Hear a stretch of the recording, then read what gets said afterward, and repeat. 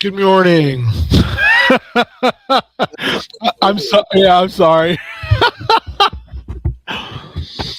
I left you on there all by myself. I waved earlier, and I was like, "Why is he not seeing me waving at him?" Oh, It's it's okay. because I'm not on the screen. I literally Because up at the last minute, so it's fine. uh, I haven't seen you in a while. I like your new Yeah, hair. man. Thank you. I did it myself. It looks good. So, I've known you for way longer than I realized the other day. I was Yeah. like, I think I've known Mike for like 6 years now. Yeah. What it would have Um, been like 2017 or something when I met you guys. yeah, Or maybe 28. No, probably 2018. Probably 2018. it's been a hot minute, man. Yeah, it's been a while. Um, but one thing that we have in common beyond we got to know each other through wrestling was you and I both love games. Mm-hmm. So in it's been super cool to watch you get you know knee deep back into running games and to see you Mm-hmm. get back into um, playing 40K at the tabletop level. Yes. Cool. I know you said you had some stuff you wanted to work on. So today, let's talk about what you want to work on. Um. Yeah. I mean, just to, I guess, sort of chime in with that stuff. Like, yeah, it's been fun to the one local buddy I have who I played 40K with for a long time was in Australia for about 7 years with his girlfriend, fiance, now wife. For her job, she works in doing something I can never remember what people Business. went to college for. She I, does she does business is what she does. business. Yeah, well, and he's a stay-at-home dad, so she's pretty well. Um, and yeah, so he moved back, and like, of course, they needed some time to settle in. But we've played probably like, I don't know, like 4 games of seventh edition 40K since he got back, and that's been fun. We're even working on like a narrative campaign that we're going to start running this year, I think. Um, that would very much just be like, do we want to play, depending on who's available or whatever, because we've got some other friends who don't collect but would be willing to play with us, kind of a thing. And my buddy's got a 3D printer, so he's been just kind of going crazy with getting printing out and painting up models and stuff. So Well, that, if you ever need additional to look at additional files, I do have an entire giant file of stuff. yeah, I mean, I know that he spent a lot of things up, but if we find that we don't have anything we need, I'll definitely check in with you. Yeah, because I have no problem sharing that. Mhm. Yeah, and Um, he's got like a resin printer and everything out in his garage too, so he's set up with that yeah, stuff. I bought a resin printer. Hey, Mitch! I bought a resin printer last year because I realized I was never going to fix my PLA printer. I just can't get my hands into the Hmm. and I immediately passed that responsibility to Matt. Here's my resin printer, Matt. You said you were working on a hood system for it. All I ask is that you print me the stuff I would like. Otherwise, here's some resin and here's a brand new printer. Enjoy. Nice. Yeah, he's got his set up out in the garage because they've got a 1 year old in the house, so it all winter because it's been too cold. But now that it seems like maybe hopefully it'll finally start warming up a little bit, he'll be able to start banging things out again, and we'll get started on that this summer. Um, yeah, and then dude, it's been like a couple years since I ran a campaign or really played any kind of like our tabletop RPG more than Has it like, really been that long? for me it has. I because my both groups that I had been running for like 4 years, just by pure coincidence, people's lives started to just get too busy with things for a while, unstable or whatever, and so we just kind of had to. The hope is that one day, I'm still in touch with all these people and they're all still good friends, so at some point the hope is that we'll be able to pull those off the shelf and play it every once in a while. But because one of our players was not is not available, and no keep playing without her, we decided to start a new game. I have been. I think that was like one of the last times I was on. I was showing off and talking about the setting I've been working on for a while, and I've really, because it's a setting that I made it as a setting just for its own sake and for fun, and not really with the intention of like I'm going to specifically use this for tabletop games or whatever. But it got to a point where it's like, I could probably use this for stuff. It's fun enough, and I have a much better understanding of like the rules of this world, and I know that's not necessary to run a D&D campaign. You can make shit up as you go, but as somebody who likes consistency, I was gonna say, yeah. Somebody who likes narrative and world building consistency, confident in my running of a session when I've got it, when I'm not like flying by the seat of my pants. To each their own, Yeah, that being said, like I am working on, I think 2 years off has given me time to like, given my skills time to ferment, and mature. So I've taken the opportunity to, like try and learn things and like watch how other people do it, or, do you feel like watching other people do it is a good way to pick up those skills? Like learn through, osmosis, for lack of a better term, I guess. Yeah, I think it's a good way to, for the most part, I think it's a good way to see what you can do. I think in order to learn how to do those things, you need to get a little bit more. You need to ask questions, or you need to like watch a video where someone's kind of explaining their take on that particular topic or whatever, and then just kind of like take what you like, don't use what you don't like, combine and mishmash things, come up with some of your own stuff. Like I've made a lot of modifications to certain aspects of combat in like 2014 5th edition, which is because I think 2014 5th edition, I don't know what the new one is like before, but it gets in its own way. So you're so limited that drawing another weapon as a whole action is crazy. I think that's nuts to me.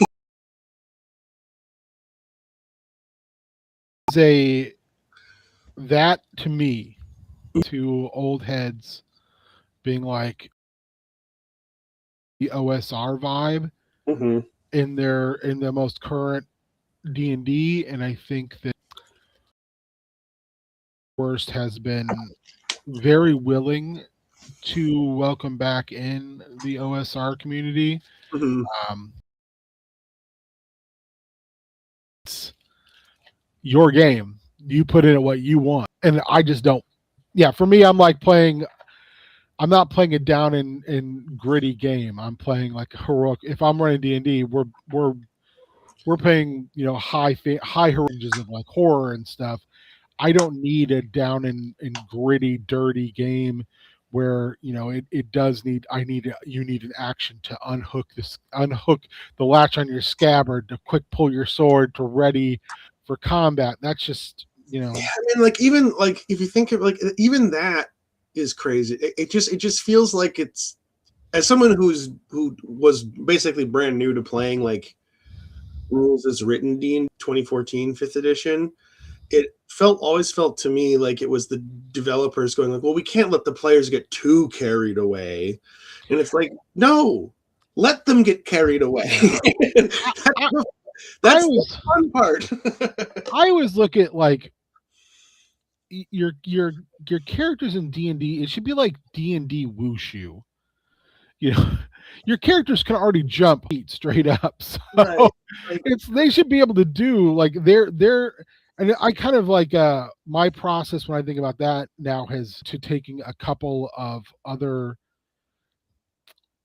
properties as kind of inspiration for that. One being, I don't know if you've read Die or not. No. It's really good. Hey, Hess.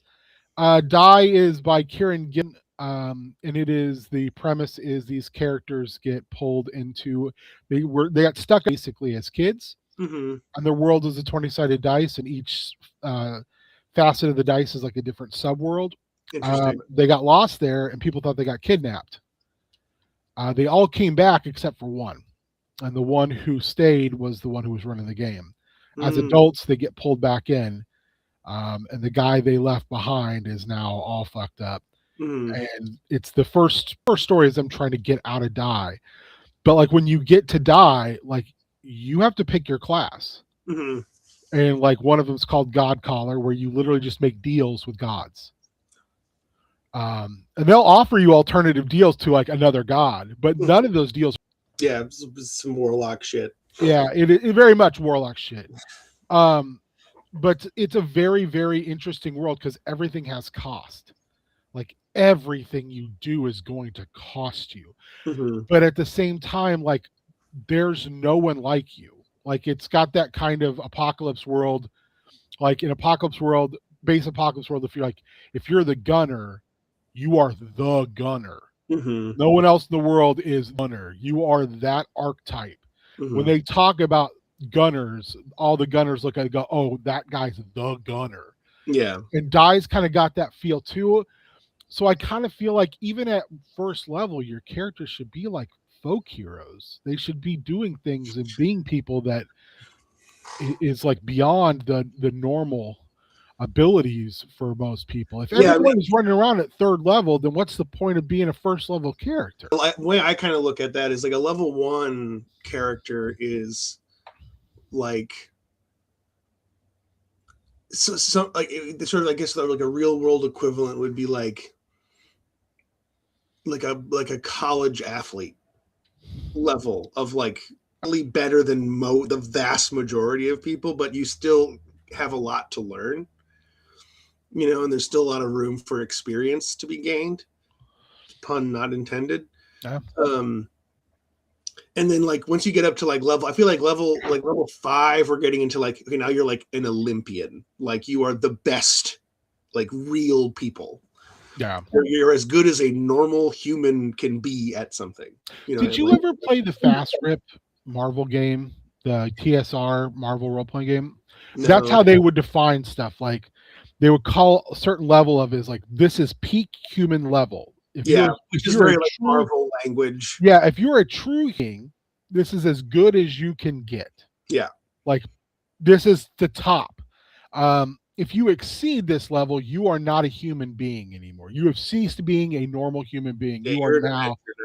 Yeah, like Captain America, not a normal human being. Once you get to level 10, I feel like in 5e, that's when you start to get into that. Like, okay, this is now getting to the point where like these people are doing like genuinely superhuman stuff. Yeah, like I said, Captain America can bench press 1 ton. That's how they go through their strength category. Right. Yeah, and Spider-Man can bench 10 tons. But like Hawkeye can bench like 400 pounds. Right, because he's normal human man. Yeah, because he's a normal guy. Yeah. And I tend to prefer like more grounded, not like necessarily like crunchy mechanically, but like I tend to prefer like, at least to begin with, that like, you're like level 1, like level 0, like a commoner. The stat block for a commoner is like level 0. Yeah. And then so level 1 is like a little bit up from that. Like I would like to think of myself, if I took my real world strength stat, I'd have like an 11. Yeah. Or a 12. I have like a +1. I'm not like, because I'm stronger than the average person, but I'm not like, I don't go to the gym. I'm not a power lifter. I'm not doing any of that kind of stuff. I'm just kind of a big guy. And you and I have both seen people who are way stronger than us. Yeah. That are also normal human beings. Yeah. So it's like, if I was going to give myself a strength characteristic, I'd have a +1, and that would probably be like my best stat. Would have +1s, like +1 is slightly, if 0 is average, +1 is slightly above average, I do think the way you kind of thought about it, and the idea of like, this is a collegiate athlete to this is a pro athlete to this is an Olympian level, athlete is a good way of kind of breaking that down. Because I do think, even in a village, you have I would say 30% chance of having someone who would be a first level whatever. Yeah, first level something, whether it's through lived experience or natural affinity or whatever. Maybe a ranger who's just the guy who is a preternaturally good hunter. Yeah, or like the captain of the guard or something. Yeah, like, I mean, even like Gaston is probably he's probably a level 1. Yeah, I would say maybe even up to level 3. Multi-classed local guy. Because I would say he also probably has a level of bard in there. Yeah, he's got the charisma for a bard, that's for sure, and he's got the eggs for a fighter. So, have you ever listened to Disney Dark Lords? No, I'm not really a Disney guy. Disney doesn't really do it for me. So what I will say, I've kind of found this podcast to be so good, is it's a couple and they're both writers, but they both are D&D people, and they're Disney people as well. So they just pick every month, they pick a different Disney movie and they take the villain and make them into a Ravenloft Dark Lord. And then they do a secondary episode where their character insert, like their Van Richten, talks about from a narrative perspective their time in that domain. So you get like a lore episode, but then you get like the crunchy bit, and then they give for free, like, here's how we would write this person up as a Dark Lord and what their domain would look like. I would tell folks, like, you don't have to be a Disney person, because man, you can really just tweak some of these and they become really fucking scary villains very quickly. Yeah, I might have one of the things that I run into with like pre-made stuff is that I've got like very particular tones that I try and hit with my settings. Like the setting I'm playing right now there's like a lot of high fantasy components to it, but it's not like low magic, but like it's somewhere between like high and low magic, and it's a lot more historically influenced in terms of like the tone of the setting. Like a lot of the countries I did research on, like real world places, and like looked at the names of these cities and like sort of some of the cultural touchstones, and like really am trying to root it in. Well, and correct me if I'm wrong, but you're like the big game you were running for the longest amount of time almost had like a Black Company vibe to it, where it was lower magic and kind of, in that more mercenary driven, but like high stakes kind of game, where the magic was it wasn't everywhere, and like the fights were more down and dirty, which it's much different like the game I would run, but also good. I mean, it's good that there's different style games out there. Like leaning into like fantasy, like when I think about the types of fantasy that I really like, I tend to like the stuff that feels more historical. Yeah. Like Game of Thrones, Song of Ice and Fire. I'm a bigger fan of the books than I am of the show. That's a good example. One that I've read recently that I think is also fits in really well with that is the First Law trilogy by Joe Abercrombie. So like the magic and stuff is there in the world, but it's mysterious and unpredictable and dangerous, and very few people understand it. And those that do probably have a lot of it wrong. And because I like magic to feel magical. I feel like when you have like one of the things that's like really popular in contemporary fantasy fiction is like the idea of a hard rules magic system. And I understand the appeal of that, but it makes it feel too much like science or like a video game mechanic to me.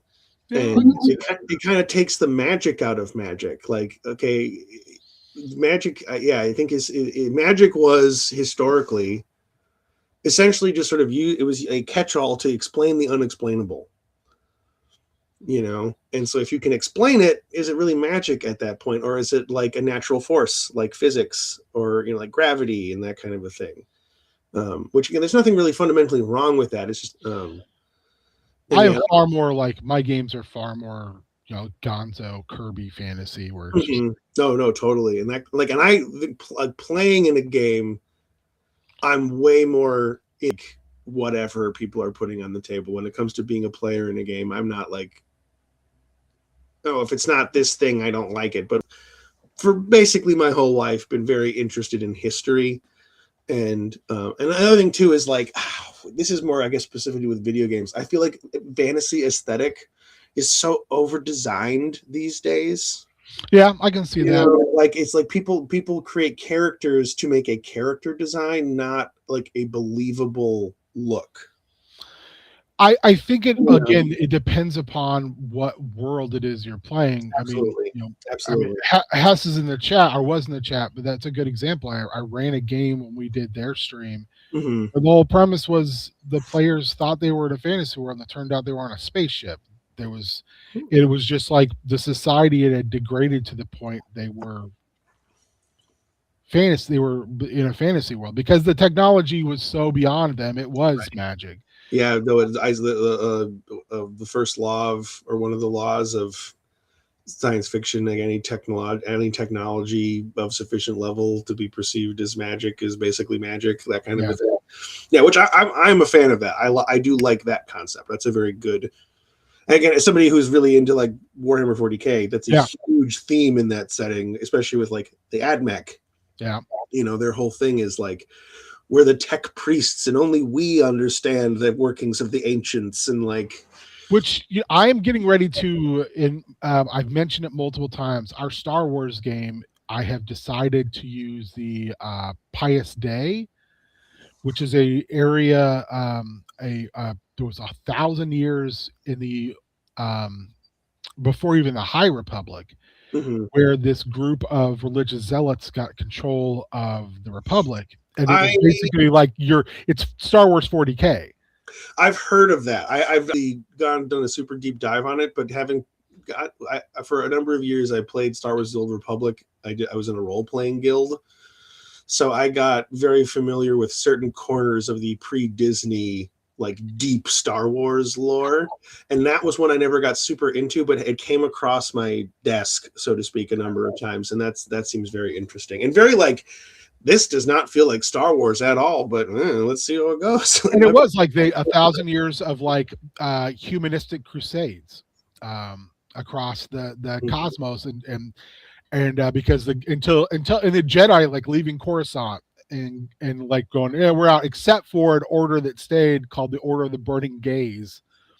So the idea for me, what I looked at is like, okay, well, this was like kind of hyperspace timies. So what if they just sent these giant, they're called cathedral ships or arc ships, what if they just out into the unknown regions? And they've been out there for hundreds of thousands of years in this religious feudal system, just showing up to other territories, other systems have hyperdrives anymore because they don't know how to use them. Right. So they just put people in cryo sleep, wake them up when they hit a new system, crusade, and then go back to sleep. Yeah. Or so ships and stuff like that. Yeah, that's cool. And I like the idea of like, yeah, they have the Force, but they can't use it outwardly. They can only use it inwardly. So they've turned people into like the Space Marines. They've grown these people using technology and the Force into these 10-foot tall, basic combat machines. Yeah. They've given them everything, to be dangerous. But like they don't use kyber crystals. They don't use, because they just don't have. Yeah, they have a different understanding and different out there. So they've used cortosis. There's Beskar out there, so they have Beskar.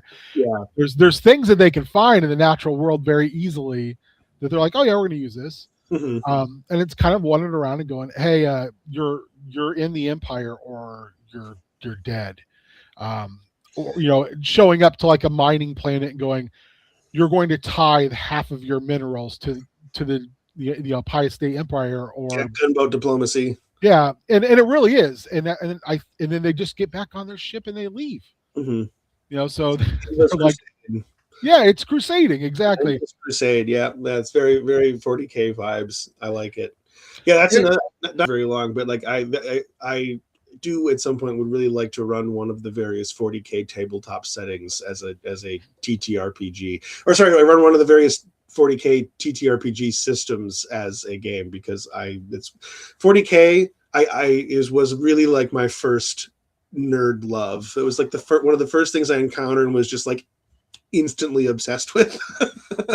Like even more so than Star Wars and stuff like that. I was old, and my neighbor had a friend at school who played, and he showed me some of the book, like the old 3rd edition books, and I was just like, this is the simplest thing I've ever seen in my life. Well, I remember seeing like the miniature. I don't know what this game is, but yeah. God.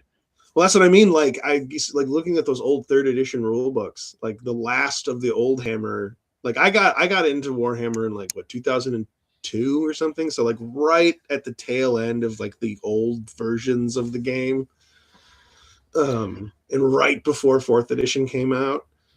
And there's a very different vibe with those like first 3 editions of the game that comes afterwards, because it's like everything is, they don't have any of like the metallic paints yet. So like the Ultramarines, which are blue and yellow, you know, and like, and so there's, and the like everything's very black. Yeah, well, and also like, and the models, because a lot of them are still pewter at that time, or they're like based on hand sculpts, you know, so the proportions are all wonky. Yeah, proportions are wonky and stuff. You know, like, and I've still got some of my really old models kicking around somewhere. Like, oh, here, I actually got 2 of them right here. This is my old 3rd edition chaplain. He's not finished. I'm repainting him, and you can't really see him very well, but his proportions are. Would you look at those and think like, oh, these characters, these old Hammer characters, should basically be like between 30K, 40K. Like these are the guys who came in between there. They've been around for a long time. They've been fighting the war for a long time. Them as like they were. I don't have any of the new stuff. I'm not really interested in the new version of the game, frankly. I follow what's happening in the setting, like narratively. I don't really read the books. I've never really been a guy to read a lot of like licensed fiction. Abnett Lanning. That's all Abnett is good. Guy Haley, another contemporary like Black Library author, that's pretty good. He does a lot of the Blood Angels books, which are some of the ones that I have read. What's in that? That's your chapter. Blood Angels, yeah, Blood Angels is the chapter that I play. And another one I've heard a lot of good things about. But like my feeling of like licensed fiction is that there's like, for the most part, there is kind of an upper limit on quality that you get with it, because I feel like a lot of the authors, at least the I've read, were very like published. You know, and so it's very, very, very yeah, it's like people, a lot of it feels like authors who can't get their own stuff published. You know, that's why, like, one thing, I've never been a 40K player. I just don't. I don't find the system to be very conducive for me, and that's fine.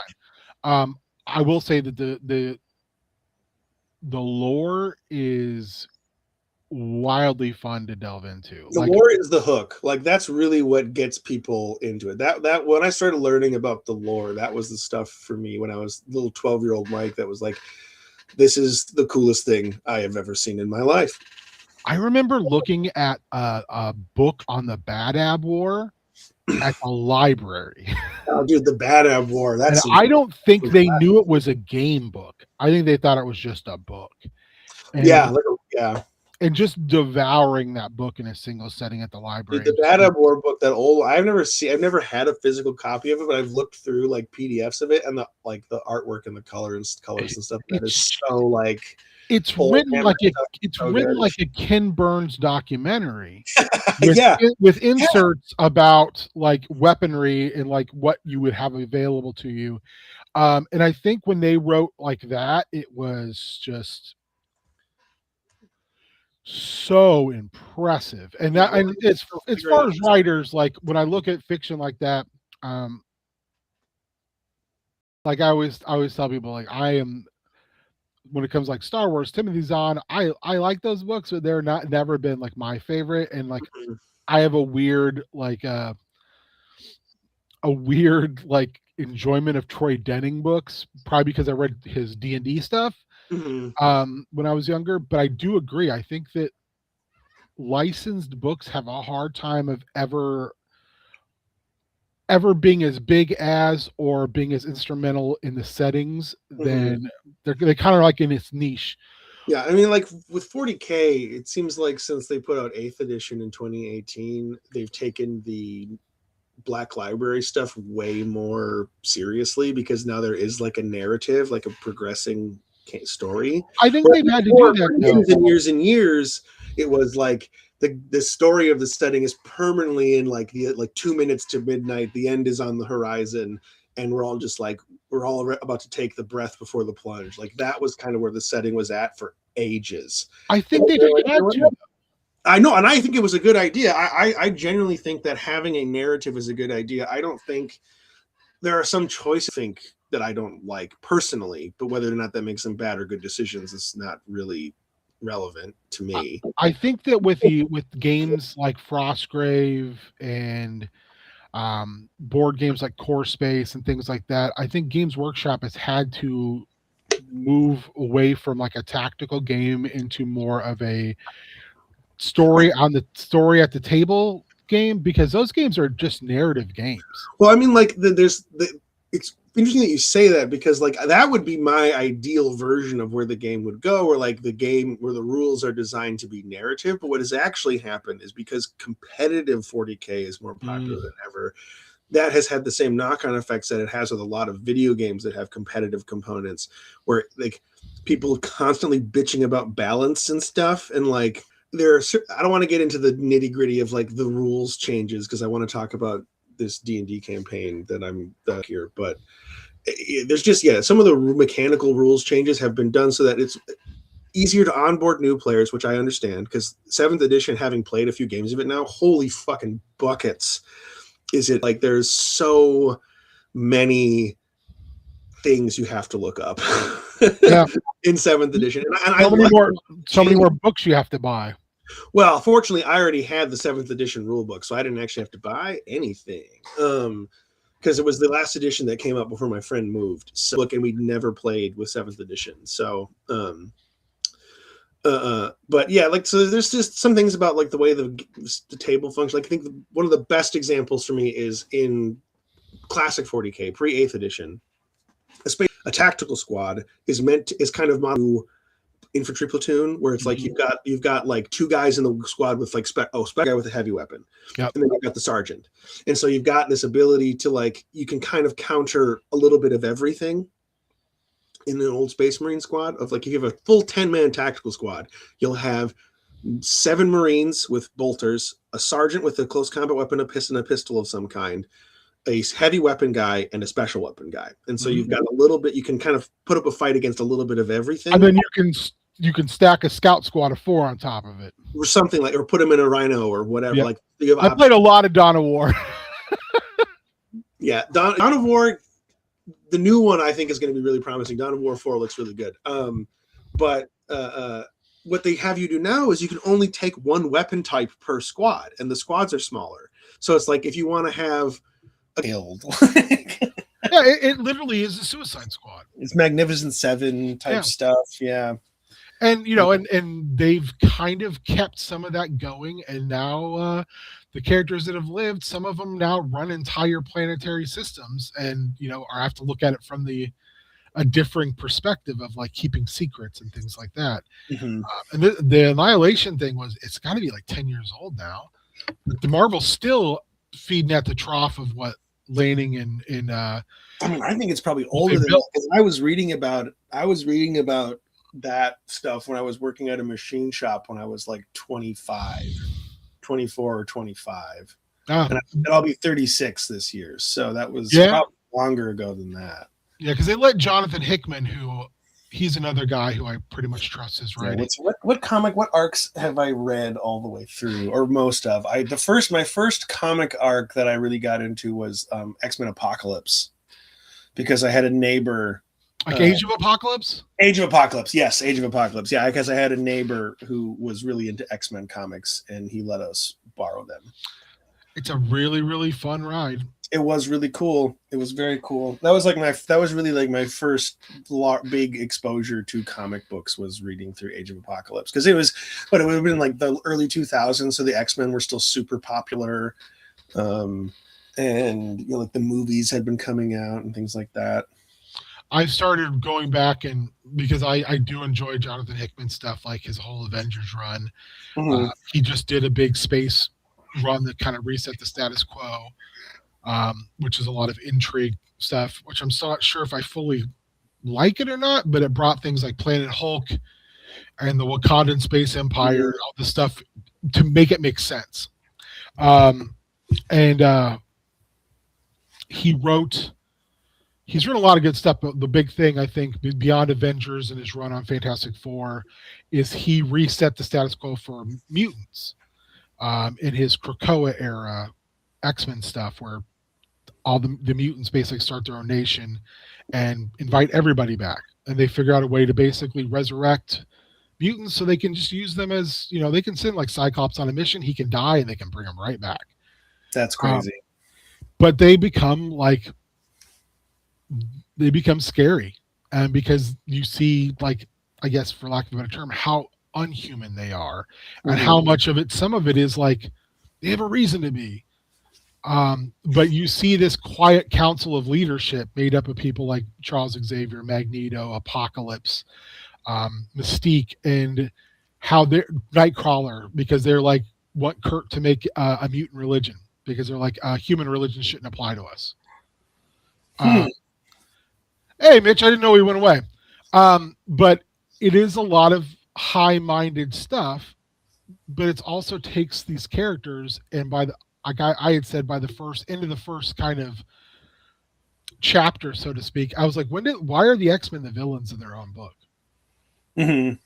Because that's how it comes off, and you're kind of waiting for the shoe to drop, and it drops hard. Beast basically becomes a war criminal, and he has cloned Wolverine over and over and over and over again.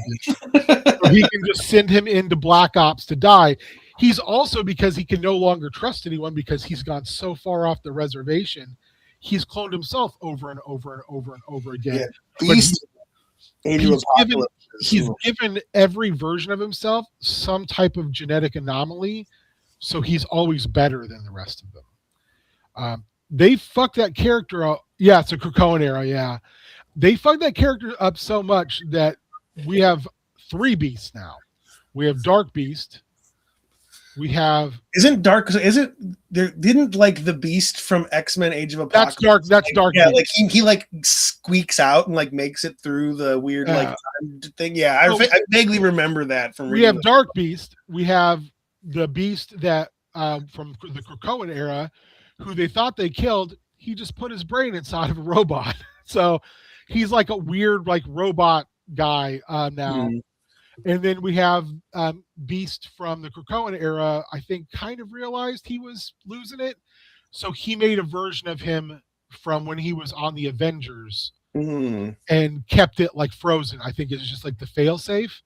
And they woke that Beast up. And then so now we have a Beast who doesn't know he did all these horrific things. Yeah, so like clones are it's one of there's some very popular cloned characters in 40K as well. And I'm just not. I think if a character dies, they should stay dead. Or like if they've done bad things, you don't get to erase those bad things.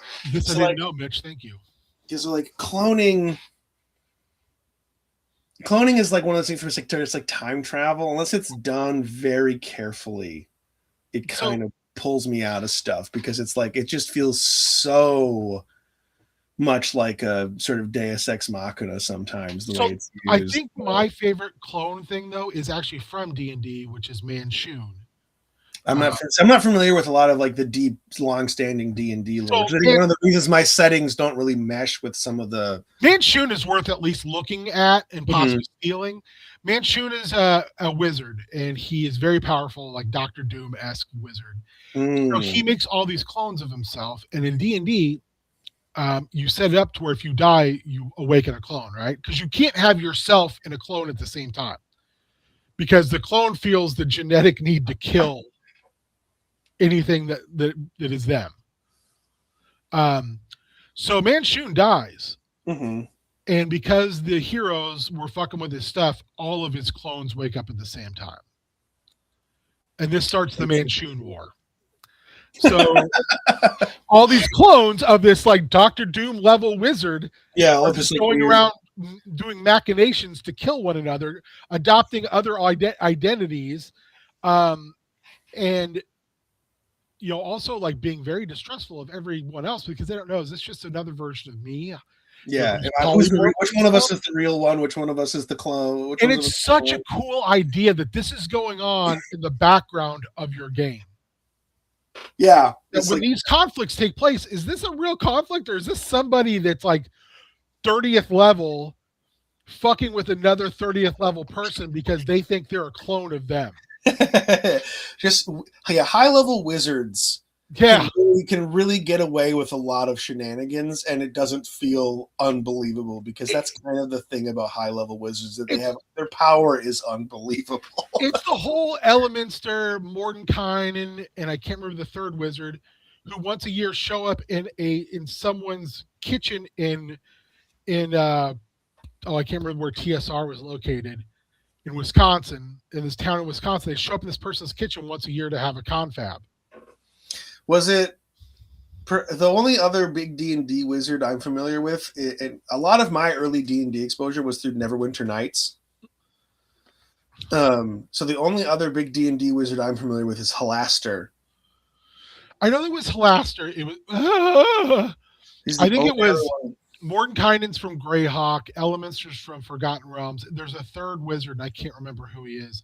But yeah, they all show up at the town where TSR was located in one of Gary's friends, mom's kitchen once a year, meet with her and eat food out of her refrigerator and have this confab about like how to keep their worlds from going to war. Neutral ground. Yeah, it is. It's such a weird. Is that who it was? Ralphine? Because I did see that one of Gary's kids, the non-racist one, is going to be writing the new Greyhawk book for TSR. And I believe, he's the original Melf. Oh. That was his character when he was a kid. So the book is going to be told from Melf's viewpoint. That's cool. Yeah, which is really wild when you think about, okay, this character the spells are named after was like a 10-year-old kid. And Melf, I found out, it stands for male elf.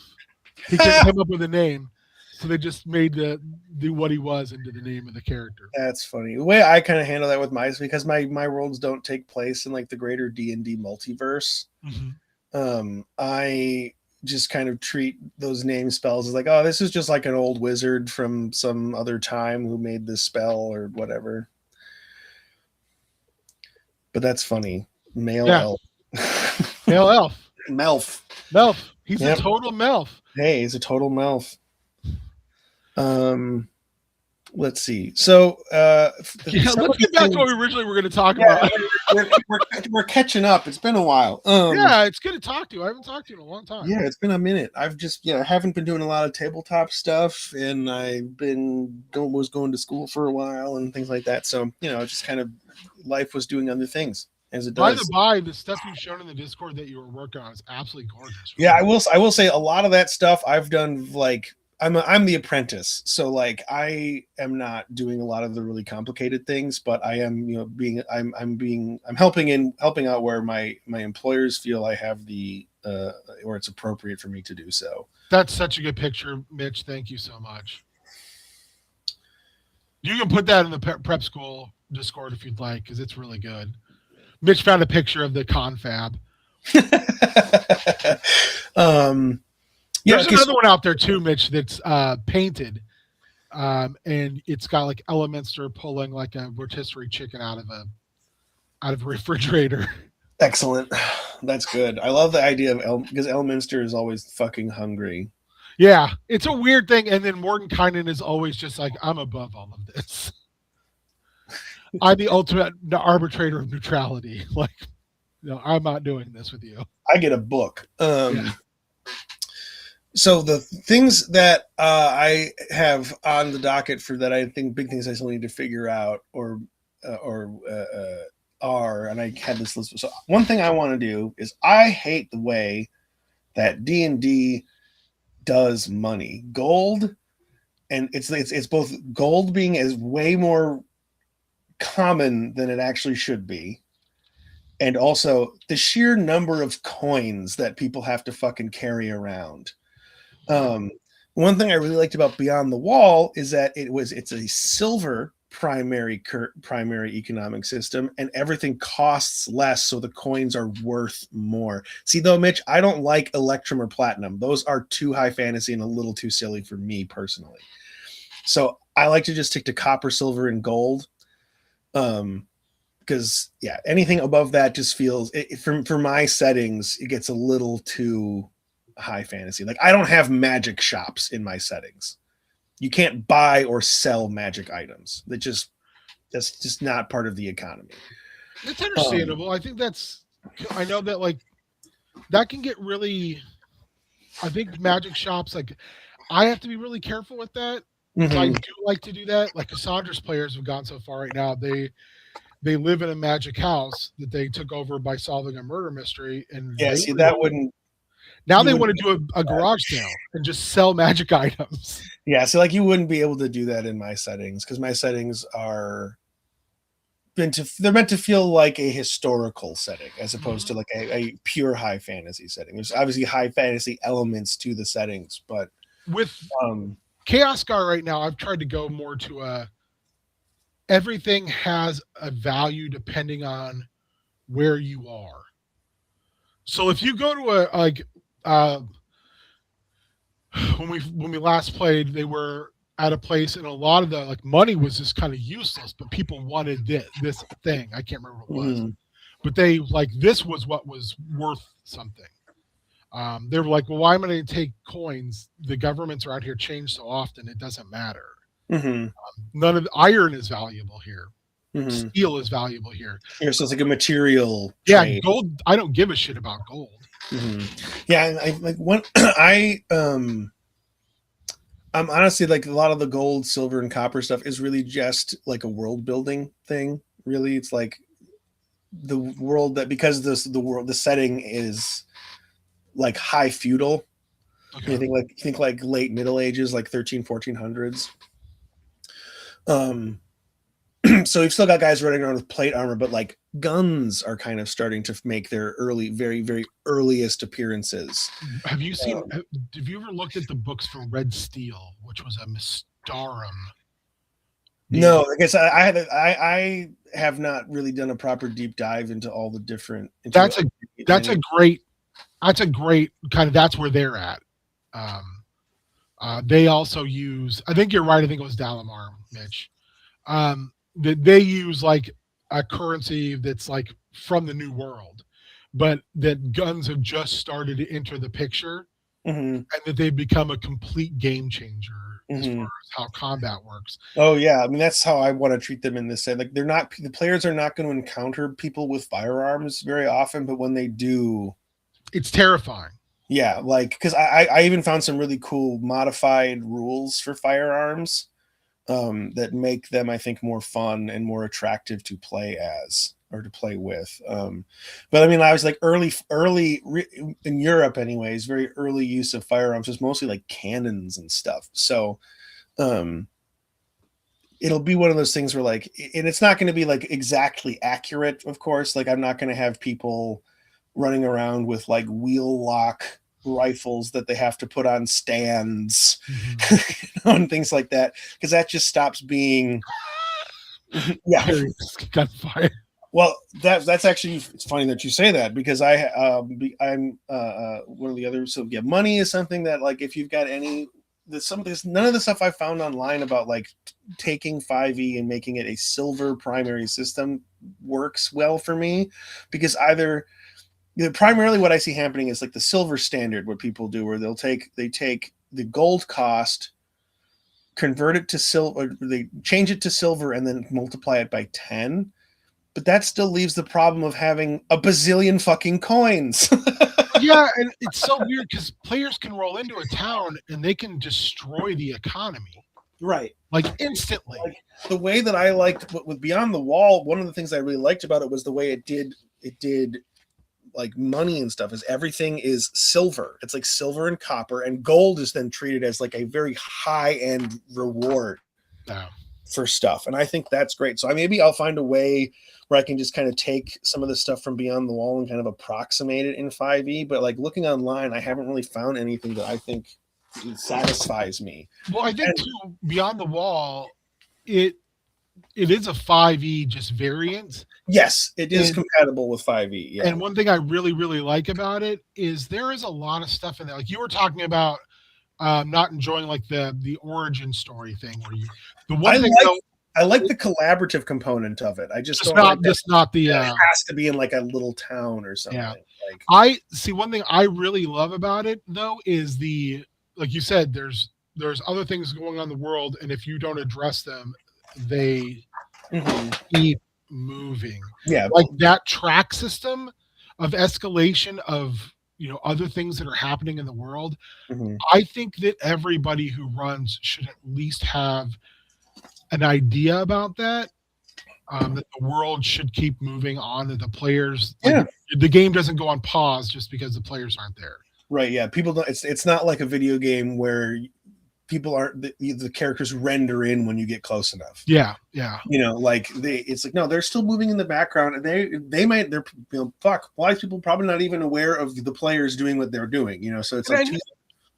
I know you were using that in your last game, and that was something where I was like, I got to figure out how to use that better because you were doing that extremely well. So that's one reason I think I had been like, oh, Beyond the Wall might be. Yeah, I think one of the things that's really hard to do, I think, as a dungeon master who wants to have fun with their players is to kind of be merciless about the motivations of the antagonists, to be like the if you have an especially ruthless or especially merciless antagonists, it can be really difficult to be like, no, they're just gonna like wreck everything.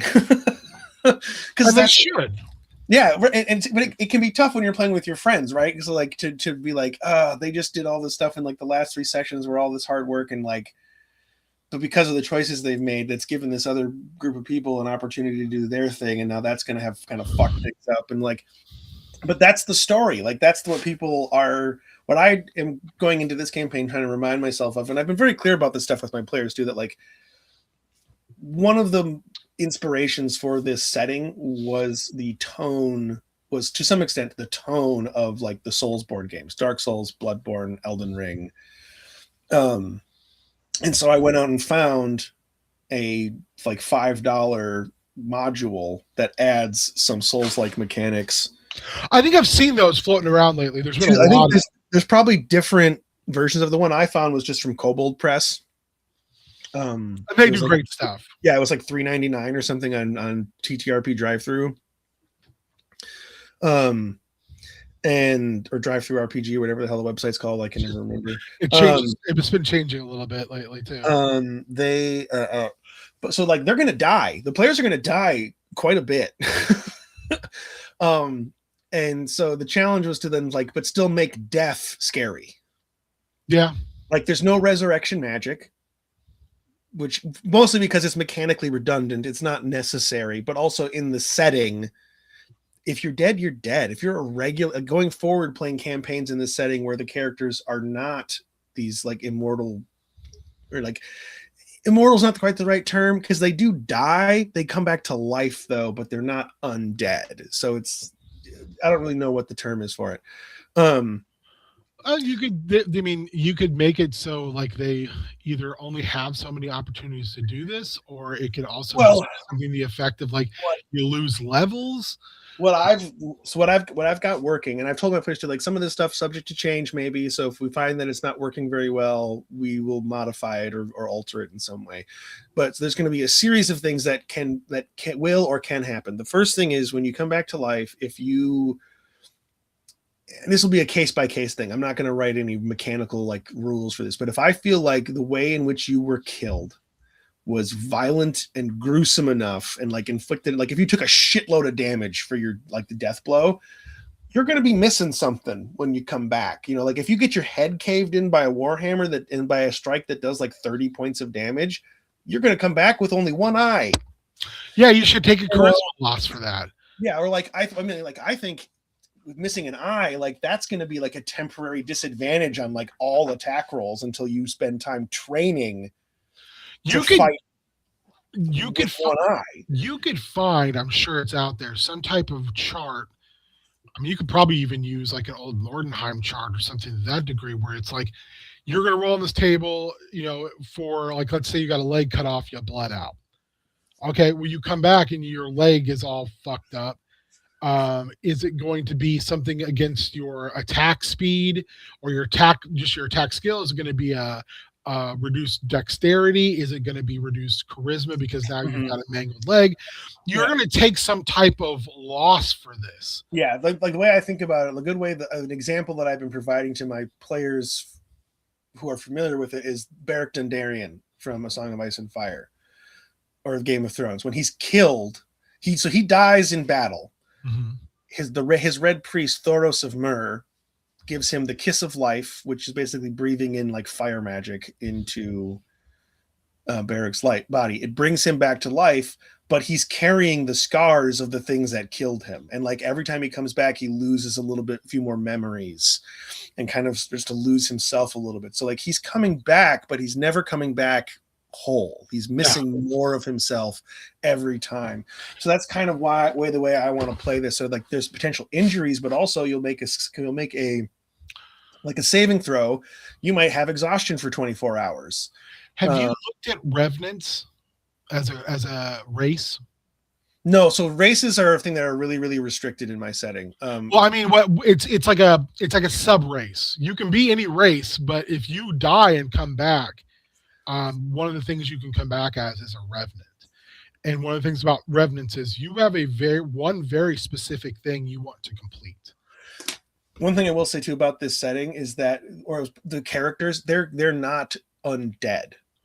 That makes sense. What's happened? So like there is a relation. The gods, in air quotes, in my setting, because there aren't any like gods. What they are like weird Lovecraftian alien cosmic entities that feed on basically on like metaphysical energy.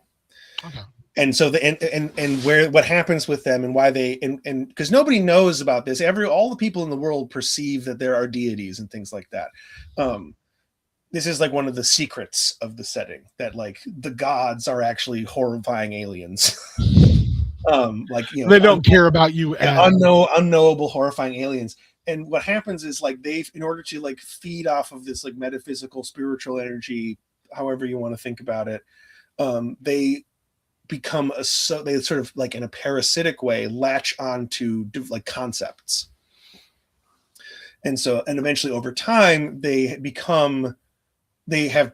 fed on that concept so much that they actually do kind of have some actual connection to it. Mm-hmm. So the principle, like one of the big main deities in its various incarnations is the dragon god, the god of time, the storm god, a few other things.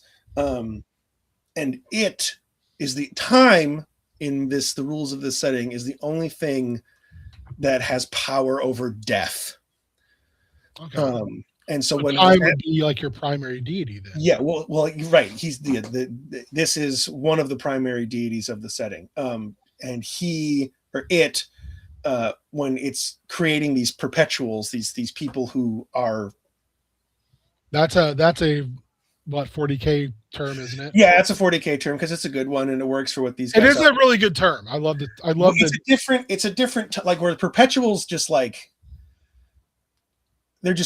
They're perpetual. They return, even if when they die or whatever, they return to life and like they're exactly the same as they were and all these other things. What's happening with these characters and a very small number of other people in the world is time is being manipulated to basically bring them to the point before they died. But it's an imperfect means of doing it, which is why they still can carry scars and things like that. And it's actually a driving force between the conflict between the god of time and the god of death. Okay. Because the god of death, it's in its weird alien way, hates that there's things that are beyond its, like death is not evil, I should say either too. Death is part of the cycle. It's the issue is more that these people have gone beyond the cycle. It's Marvel's death. where Yeah, she's like just like, I'm not a bad person. This is just what I'm built for. Yeah, exactly. Yeah, it's that kind of thing where death is not an evil force necessarily. Like there are people obviously who like interpret death in their own ways because these gods don't talk. You know, they don't speak. If people are communicating with them, it's through like weird dreams and like visions that can be misunderstood and misinterpreted and stuff like that. So like these gods don't speak. So there's no like conversations that they have. So a lot of the way people engage with them is their interpretations of what they think they're representative of. And so sometimes, yeah, there will be like evil death cults here and there, but like not just because somebody worships death doesn't mean they're trying to kill everybody. You know, does that mean then, and this is kind of a weird thought, does that mean then that if I am like a cleric of this god of death, mm-hmm. that I can continually interpret things to a point where, you know, I'm like a saint or some type of thing like that, where I'm not drawing like spiritual energy from my god, I'm actually just producing it because now my form of this religion has now grown to a point where I'm actually the one granting spells and things like that. That I hadn't really considered. I think that is kind of possible because actually, no, the amount you mentioned, I think that is possible in the setting because my brother, he's playing a archfey warlock. Well, so the Fae are potentially involved. Well, here's let me clarify. So, like, there are like Fae creatures, but they're like the folklore versions of them. Yeah. There isn't like a Fae wild realm, and like nature stuff can be both like focused on the plant life, but like a nature stuff can also be very bestial. So, like, nature magic can manifest as like teeth and claws and feathers and scales and stuff like that. It's not just like vines and flowers and insects and things like that. It can be very like it's that whole spectrum of nature. It can be both beautiful and just unrepentantly savage. Absolute, it's absolute poison ivy. Which, if anyone's read that recent Absolute Batman run with her, she's a fucking nightmare. She is nightmare fuel. Yeah, and so like the way again, there is the way that people understand these things in the setting, and then there is the way that and then there's like the sort of obscure way it actually works that I understand as the creator. But in the setting, the scholars who study magic have categorized magic into sort of like three sources. There's cosmic magic, there is material magic, and there's abyssal magic. And each one of those types of magic can do anything. It's just where are you drawing the power from? And so there are kind of ley line-y type things, places of power and stuff like that in the setting. It sounds more like where you're drawing your mana from, or where you're drawing off of the weave or whatever you want to call it. Mm-hmm. That might come from a source, but the source is kind of arbitrary. Like the source doesn't give a shit about you. Yes, yeah, there is no will to the source of magic. It is. So the reason I brought up my brother's warlock is he's an archfey warlock, but because I'm not doing archfey the way they are typically done in like a kind of a more standard 5e setting, the way we worked it out is that using some of the other lore, there are things in the lore, they're called the Green Men or the Guirdon. They're basically like Pan's Labyrinth fawns. They're fawns, but like creepy, really tall, creepy, unnerving, not necessarily evil, but again, tapping into that element of nature where like they can be beautiful and serene, but they can also be just like totally fucking merciless. Yeah, and the face, in my opinion, the face should be both like intriguing but terrifying. Mm-hmm. And so what his patron does, his patron knows how to tap into like the material magic of the world. Okay. And then he kind of siphons some of that into my brother's character. Interesting. So like my brother is not drawing directly from the well, it's kind of being filtered through another source to him. And eventually he would be able to learn, like that's how the few like the other thing too that's important about the setting is magic to at least the dominant religion is illegal, or it's very controlled, I should say. So like sanctioned spellcasters are either like academics or members of the church, and that's basically it. Everybody else is a criminal, is like an apostate, or should be hauled in. It's firmly controlled by some Yes. form of oppressive government. Yeah, and so the way people learn how to access magic, like obviously there's like to accommodate for the ways that magic works mechanically in the rule book. We have warlocks that get their magic from a being of some kind, like a physical being like in the world, or a metaphysical being of some kind, whatever. There's a thing that's giving them their power. They didn't have to learn how to access that. Mm-hmm. Sorcerers, I think with sorcerers, like there are things in the past, like a draconic sorcerer fits really well into the setting, because the way there used to be a draconic civilization that had flying cities. And like the deep past is like the real high fantasy stuff, where like the dragons are fighting the giants, and there's weird Lovecraftian aliens that come from another planet that gets destroyed and like live under the sea. So like there is those high fantasy components of the setting, but they're like below the surface.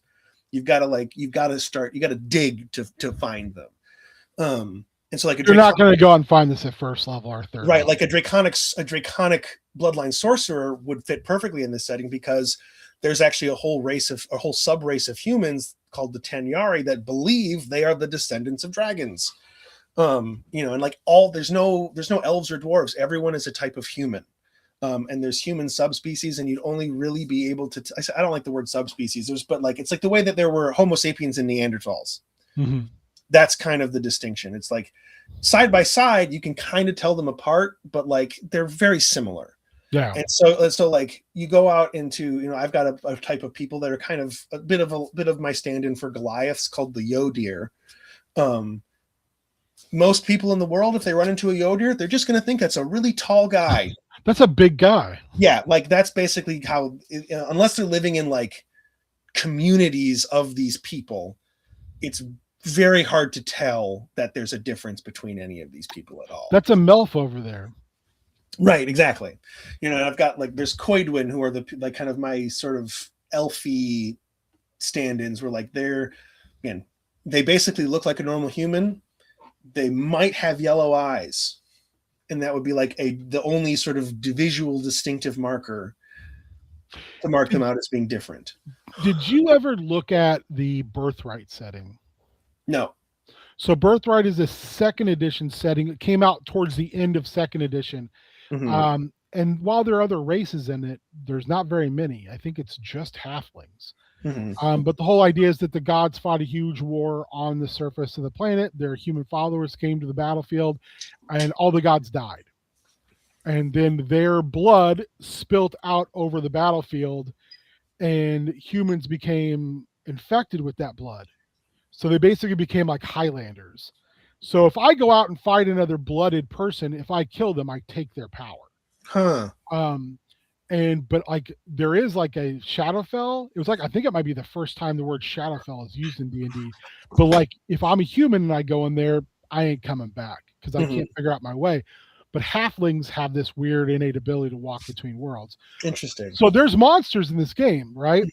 But there's not minotaurs. There is the Minotaur, which is someone who got blooded at this battle and turned into a fucking monster. So they raise armies and things like that. But it's very like, it's kind of got that Arthurian. Yeah, like the mythological components feel rare, and so they feel more dramatic. But as players, one of you starts off as king. Oh, so you're as a group, you only go out and adventure for one part of the year, and the rest of the game is all like kingdom management. So like one player might be the head of the church, one player is the king, one might be like. When we played for a long time, one of my friends and I, we were the heads of the guild, which was technically the Thieves Guild. Mm-hmm. But you can like we were constantly fucking with with our friend who ran the religious order, because they were trying to impose like very strict laws. Yeah, and we were like, well, I don't want strict laws. So when we would go before our friend who was the king and try to do this, the king would be like, well, I got to do this because the people want it, or because I need to look strong this way. Well, we were like, okay, well, we're just going to poison the wells at all the monasteries. Okay, well, if you want to play fucking games, let's play games. But that all would go on the side through proxies and Mhm. roles and things like that. Yeah. But then, like once per game year, you would get together and go do like a big grand adventure. It's Mhm. a very interesting setting. I've always hoped that they would bring it back because it plays unlike any other D&D setting. Mhm. But I could see like that having a lot because like when you're blooded, like it changes you. Like Mhm. you don't look like a normal person anymore. Like you might have gold eyes. Yeah. And everyone in your bloodline might have that. And everyone who's blooded has like a special ability, which is generally just like I can use a spell from the book, but not as a spell. It's just I just do this. It just happens. Yeah. So that's a good. I always tell people that if you're doing something different and you're like, but you're doing the whole. There are no other races. Mhm. I was, sometimes having a weird like magical differentiator Mhm. is a good way to do that, and that setting is like the high water mark in Yeah, my I mean, opinion. I've got like folklore monsters and like some weird critters and things in the setting, so it's not like it's like devoid of weird magical stuff, but it's just like it's on the fringes, like regular people. The most a regular person would know about magic is probably their local cleric. Yeah, Like that's their exposure to magic, and then because that's through a religious institution, seeing magic that isn't that would be alarming to most people. shocking. Yeah.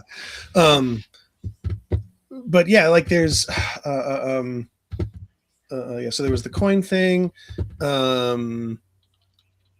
What were the other things? So okay, I have some questions about hex crawls if you've done one before. I have.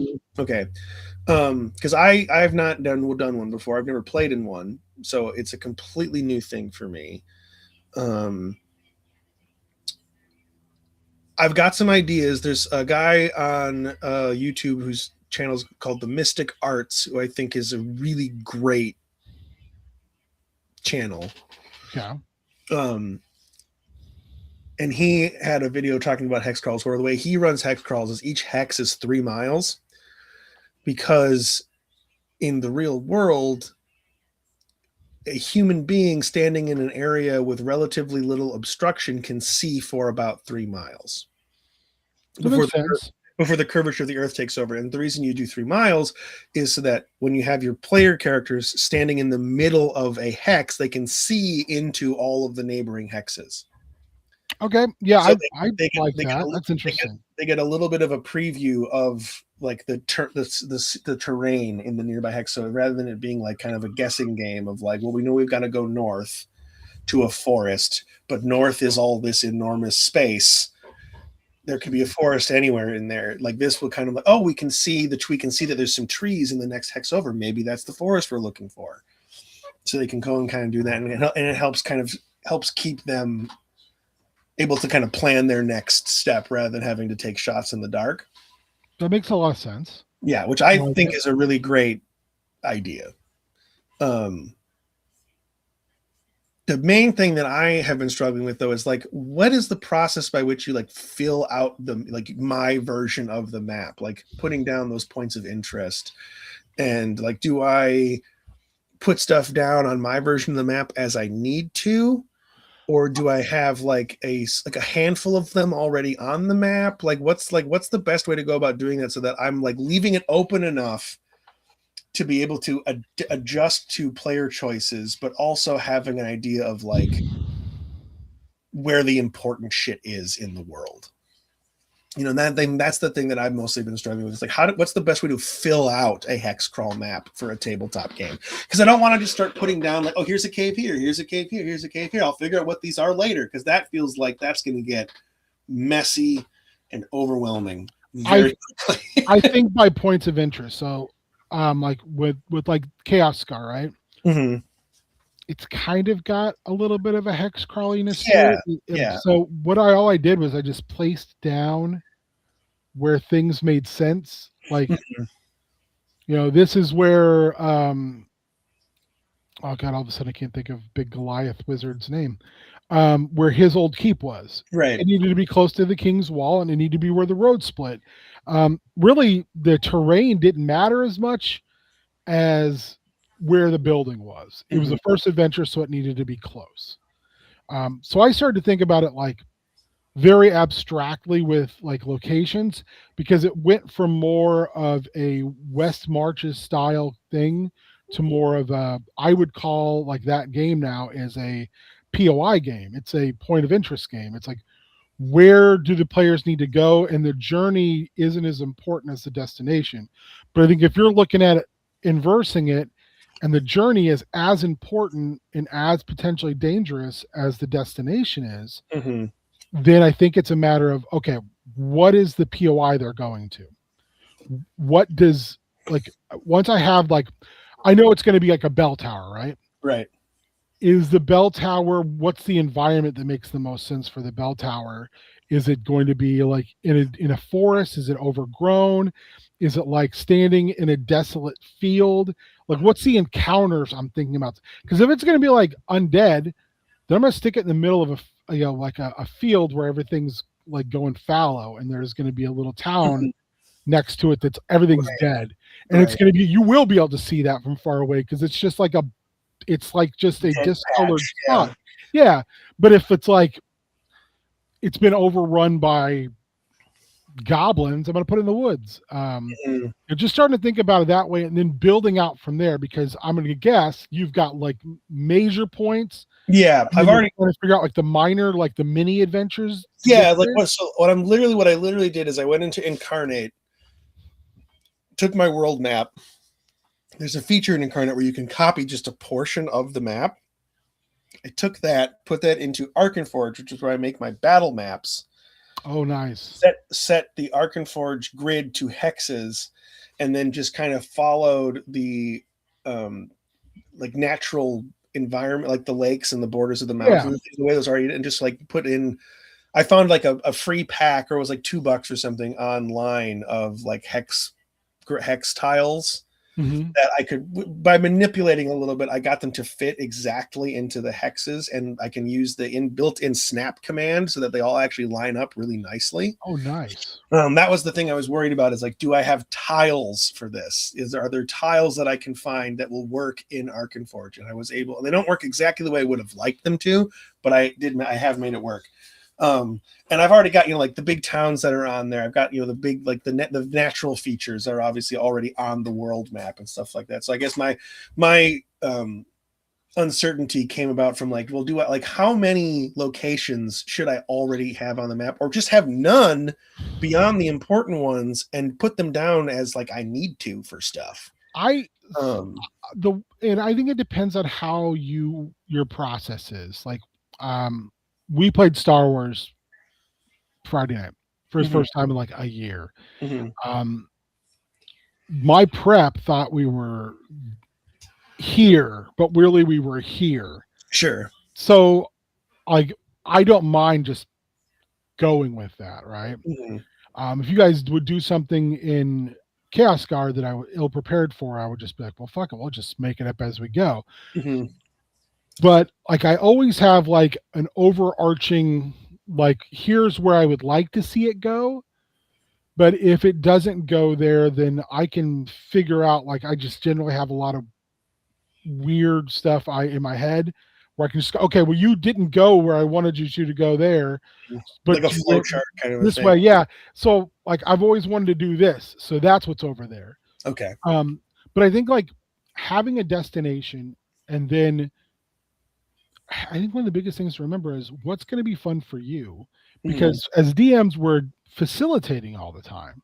Right. And sometimes facilitating is a hoot, but sometimes it fucking sucks. So I think having an idea of like, this would be fun for me to run, or maybe this is a monster I've always wanted to use. Can I figure out how to use it? Or can I tweak it to make it work for this environment? Is also something like I like doing. I'm trying to get Cassandra to be better at it. When she's like, well, I want to use this monster, but it only appears in like Arctic settings. It doesn't have to. Yeah, just you can just reskin it. I've basically since the beginning, I have been a big fan of either just like coming up with my own stat blocks or reskinning ones. Like one of the things I'm trying to do to save time on prep this time is create fewer original stat blocks and just reskin already existing ones. Reskinning in D&D is a godsend because it makes prep a billion times easier. And so like I don't have goblins and orcs in this setting, but what I do have are the skilled Mani, who are people who are affected by a really, really, really horrible like genetic mutation. Okay. Where like as they and it has to do with their ancestry. Like this is like deep time stuff. For like this is like the blood or like the genetics of the Guirdon, the green men, kind of coming out in unpredictable ways in humans in certain populations. And so people will like, I can't remember the name of the condition, but there's a condition where people will people start growing osteoderms. Yeah. And shit, like, like Killer Croc is like how he, over time, he gets more reptilian and weird and shit. Like that's kind of what's happening to these people as they become more bestial. Both mutation. Yeah, both in their behavior, but in their physicality too. Like they will, like their bones will start growing at like different angles and shit. You know, like there's skilled Mani walking around that have one plantigrade leg and one digitigrade leg. You know, and like it really fucks with people. And so and they go mad, they go crazy because of all the pain and just like the deterioration of their mind as their intelligence becomes more animal. Did you like what I did with that is in order to come up with those stat blocks, I just reskinned goblins and orcs basically as skilled Mani, you know, and so it's like this will. Or you could use mongrel men. Oh, what are those? Those are people who have been cursed or whatever, and they're basically the island of Dr. Marode.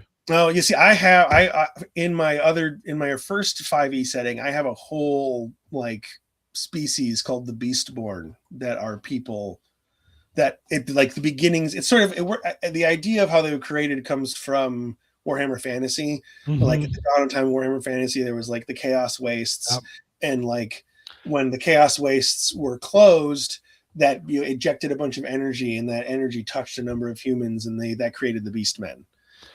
So that's kind of that's almost exactly how the Beastborn were created in my other setting, but they are a lot more like, this is a goat man, this is a rat man, this is a bear man, like that kind of a thing. Look up a picture of mongrel men in DC in D&D, and they're different than that, but it's like a similar vibe.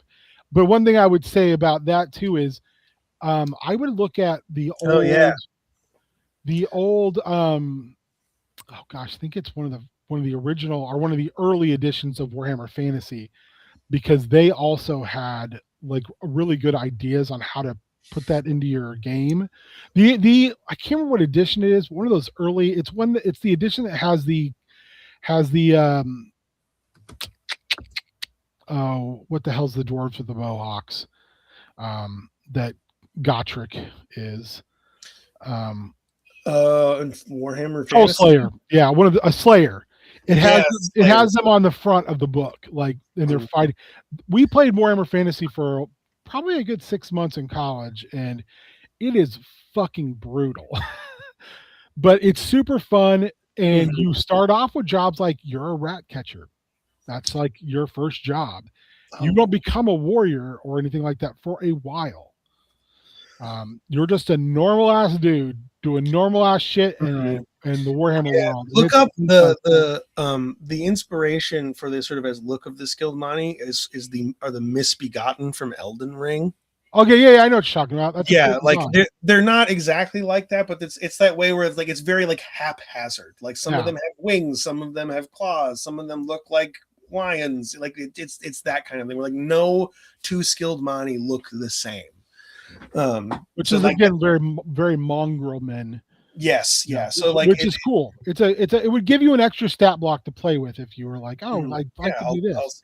Because I'm definitely like I want to spend less time building my own stat blocks and more time finding ways to reskin stuff just to save on time. You know, I have a really good stat block, like a stat block creator tool that I found that basically will create a 5e formatted stat block. and I used it a bunch, but it's a little time consuming. And so it's just like, yeah, for like big bosses and stuff, sure. But I think for like regular run of the mill enemies, I'm not going to make my own stat blocks anymore because that's time I don't need to spend on that stuff. I would say looking at your map, just thinking about your map in my head, here's how I would suggest. I would say if it's the most easy pathway to the point of interest, I would have it planned out. Mm-hmm. You know, like if it's along a riverside, you know, thinking about like where things should be well worn pathways. Right. If they're not, that's when I would get very creative. That's where I would be like, okay, well, you might go into, like, you might want to avoid this road because the Skermani have it controlled. Yeah. So you're going to go into a forest to go around it. Okay, well, then that might be where you find one of those ancient Fey sites. And you won't find a Fey, but you might find some leftover effects of something, or you might find a sacrifice, or you might find like plants you've never seen before. Just like I was trying to remember too, I'm trying to be better at this. An encounter does not need to be a fight. Yes, that's something that I'm also trying to remind myself too, that encounters include traps and encounters, and it's not just a combat. Because one thing I was discovery. This Mystic Arts guy, which, like, if you're into like watching D&D YouTubers, maybe check him out because he's got a lot of good shit to say. Like his whole thing is like the way the rules are written is that each day, on average, a party should have about 8 encounters. But that does not mean they're all combat encounters. You know, like a lot of those are traps or puzzles. And those all count. And like, yeah, because the reason why they have 8 is that 8 encounters a day forces the players to be more economical with their resources. They can't go Nova every single fight. I have tried to look at it as a approximation of a 4 encounter day.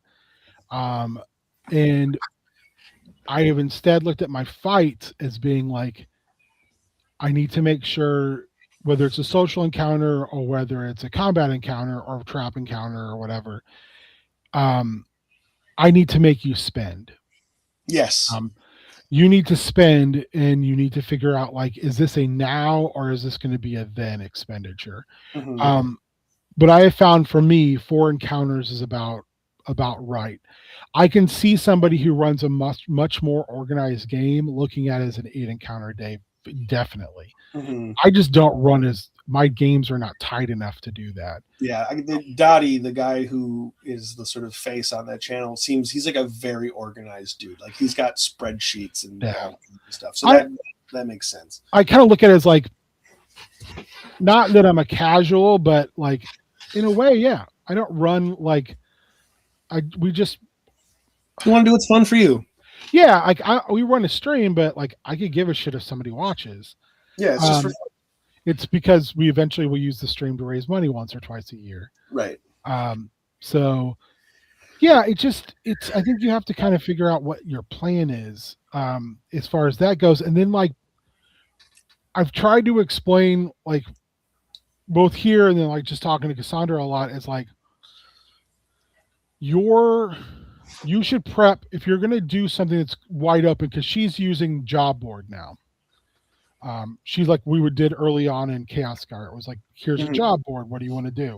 Right. I was like, you need to be prepared for at least, you need to put 5 things on the board, 2 of which you know they have no fucking interest in, or they're so high up or so low down that they just are like, I'm not fucking with that. It's controlled choice model. I'm giving you, actually, it looks like 5, but it's 3 choices. I need to be prepared mentally to be able to run for those 3 choices. That's why they should be making that choice like 1 to 2 weeks ahead of time. Because if it's 1 week, then I should have already known like what those options were for that adventure. Right. If it's 2 weeks, then at least I have an idea and I can start putting it together. But if you've already got your map in play and you already know like how that's all built, then it's just building the encounters, which is not fucking hard. No. It's just figuring out like what works for what you're trying to. Especially in a game where like I will be killing my players. Yeah, I mean, I don't have to worry about having like the balancing of fights can be a secondary priority because one, I have mixed level party. I let everybody choose between level 1 and 3 where they wanted to start for their character. Just pick what's most appropriate you think for your character. Oh, okay, I didn't know if you like if you're start at 1, I'm gonna give you an extra this. No. It's like this. What the way it comes to character creation for me is it's less about like getting everybody starting in the same place and more about where is your character at, and that's not going to be the same place that everybody else's character is. I like that a lot, actually. Like the one of my characters is a level 3 fighter paladin who has been kind of like a knight errant fleeing from he murdered a lord. The lord was a piece of shit, but it's still a lord. Oh, Lord. And so he's been like this sort of like almost like Punisher type character running around like just like executing horrible people basically with no compunction. And he's level 3 because he's been doing that for a few years. But we've also got a character who is like 17 years old and first level, and was basically forced into like there's a war concluded where we are in this world 2 years ago. It was a war of conquest and vassalage. So the country that we're mostly going to be taking place in is very heavily influenced by like Celtic, like Irish, Scottish, and Welsh mythology and history. Okay. The 3 parts of the British Isles that have gotten the shit beat out of them a lot.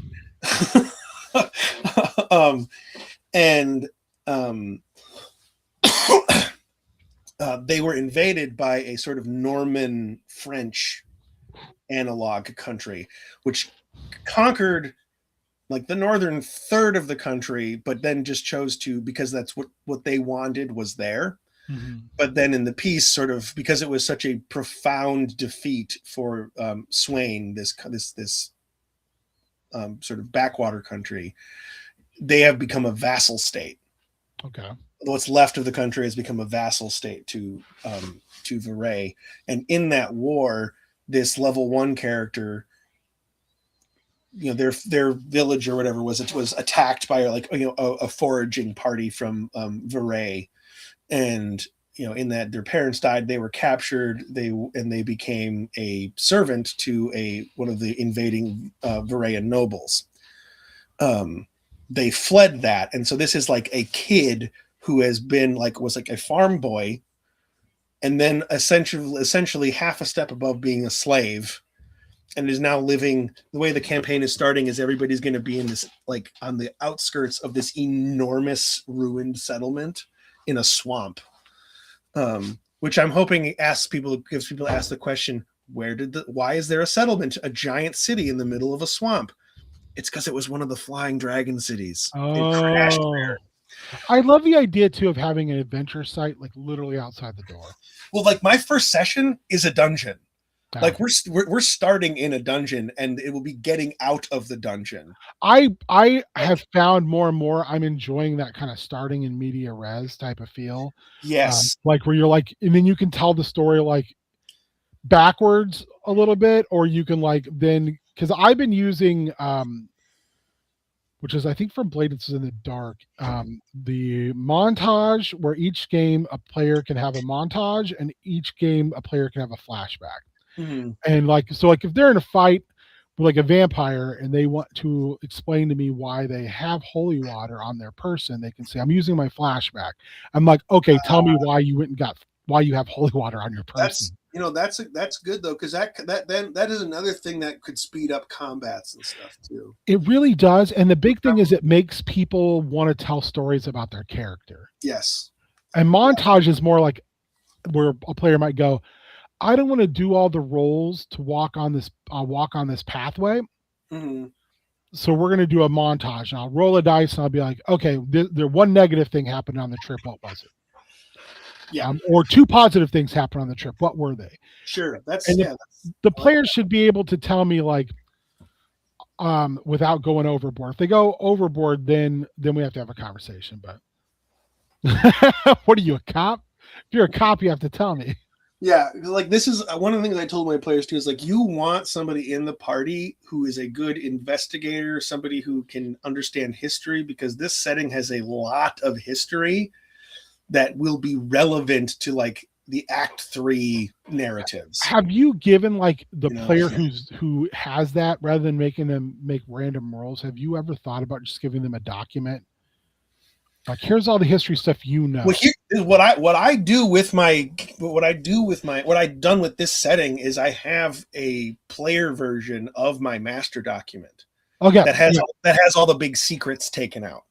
Yeah, you have a player's handbook. It's still 63 pages. Yeah, you have a gazetter.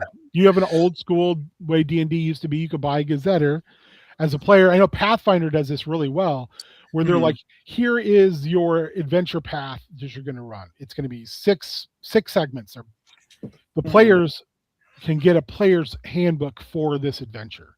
Right. Yeah. So like I do have like a lore document for the setting, mostly to help people with character ideas.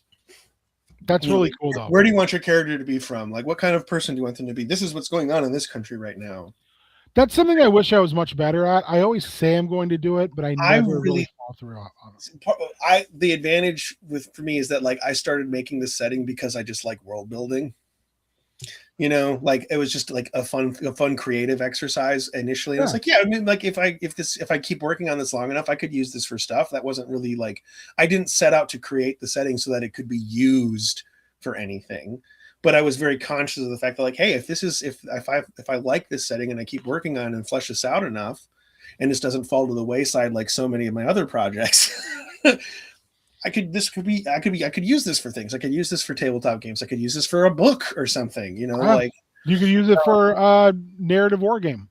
Yeah, whatever. Exactly. Like and so I just like world building. I guess a really case in point example of like how much I like world building and like mythology and learning about the history of fictional worlds is I genuinely prefer the Silmarillion to the Lord of the Rings trilogy. There are people out there who do. I genuinely I think the Silmarillion is much more interesting than the books because a lot of it has to do with just like how dated the prose style and stuff is with Tolkien, but also there's whole parts in the Lord of the Rings books that don't contribute anything to the whole overarching narrative, and they take like 3 fucking chapters. Tom Bombadil. Hey, I love Tom Bombadil. We do not shame Tom Bombadil. I throw nothing but shade at Tom Bombadil. Those chapters are pointless as fuck. I love Tom. I understand why people like the character, but you could cut out everything with Tom Bombadil in it, and it would have zero impact on the rest of the story. I think Tom Bombadil is to show that magic is to a point where Sauron is going to win unless something big happens, because here's this character who you meet and you're like, oh, this guy could beat up Sauron, but he's like, I can't leave my house. You know, magic has gotten so small. Like, yes, I am like, you know, demigod status, but like I can't go anywhere. Like magic has faded to the point here's where I am. Yeah. Evil has gotten to a point where I'm not strong enough to leave my yard. Sure. Yeah. I mean, I think that there are other there's other ways that the books do that too, though. It's whimsical. Yeah. It's a strange moment of whimsy in a book that's about to lose its whimsy real quick. It feels to me like, as one, I should say this before I get into this. I'm not a Tolkien expert by any means, but some of the things I've learned about Tolkien make me go like, Tolkien kind of seems like he was a bit of a loser. Like he was so like anti-industrialist, like it's just like old man yelling at clouds shit.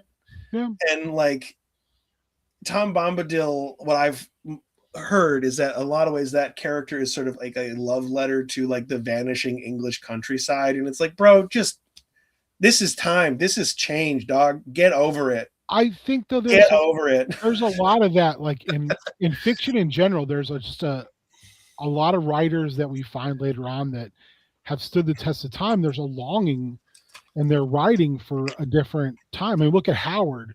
I mean, if you want to, look at Robert E. Howard. I mean, Conan is literally a dissertation on, individuality against society. I mean, for a lot of worse rather than better is like Lovecraft. Mm-hmm. Lovecraft basically is, again, it's a dissertation on like this is what happens when we mix the genes. Yeah, that is a big theme in his stuff. Yeah, is bad like, things. A Yeah. lot of those authors, it's a lot of like I think with Lovecraft, things were better when this was going on. yeah. I think it's how it's presented too. Like Lovecraft is packaged in like spooky, like nightmare alien stuff. And I think it's less, it's more fearful in its like Yeah, wish to be, yeah. Whereas like Tolkien, it's like, it really does to me just feel like a guy who like just can't adjust to the direction society's going in. But again, like I'm not an expert. This is just my thing. No. Like I'm not. I think it's too. It's a lot of those guys who were either went through like World War I or they. I mean, if you look at like the scientific writers post World War II, the only big one who fought in the Second World War was Heinlein. And if you look at Heinlein's work as opposed to like Asimov and a lot of those other writers, Mm-hmm. you can tell the guy went to war. Yeah. There is a distinct perspective that's different. It's less hopeful.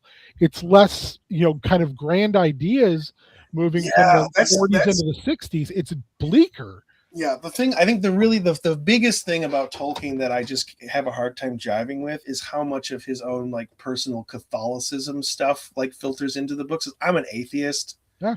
Deeply atheist. Like I don't take issue with individual people practicing their religions, but I do take extreme issue with organized religion in any form. I don't care where it's from, who's doing it. It's all a mechanism of control to me.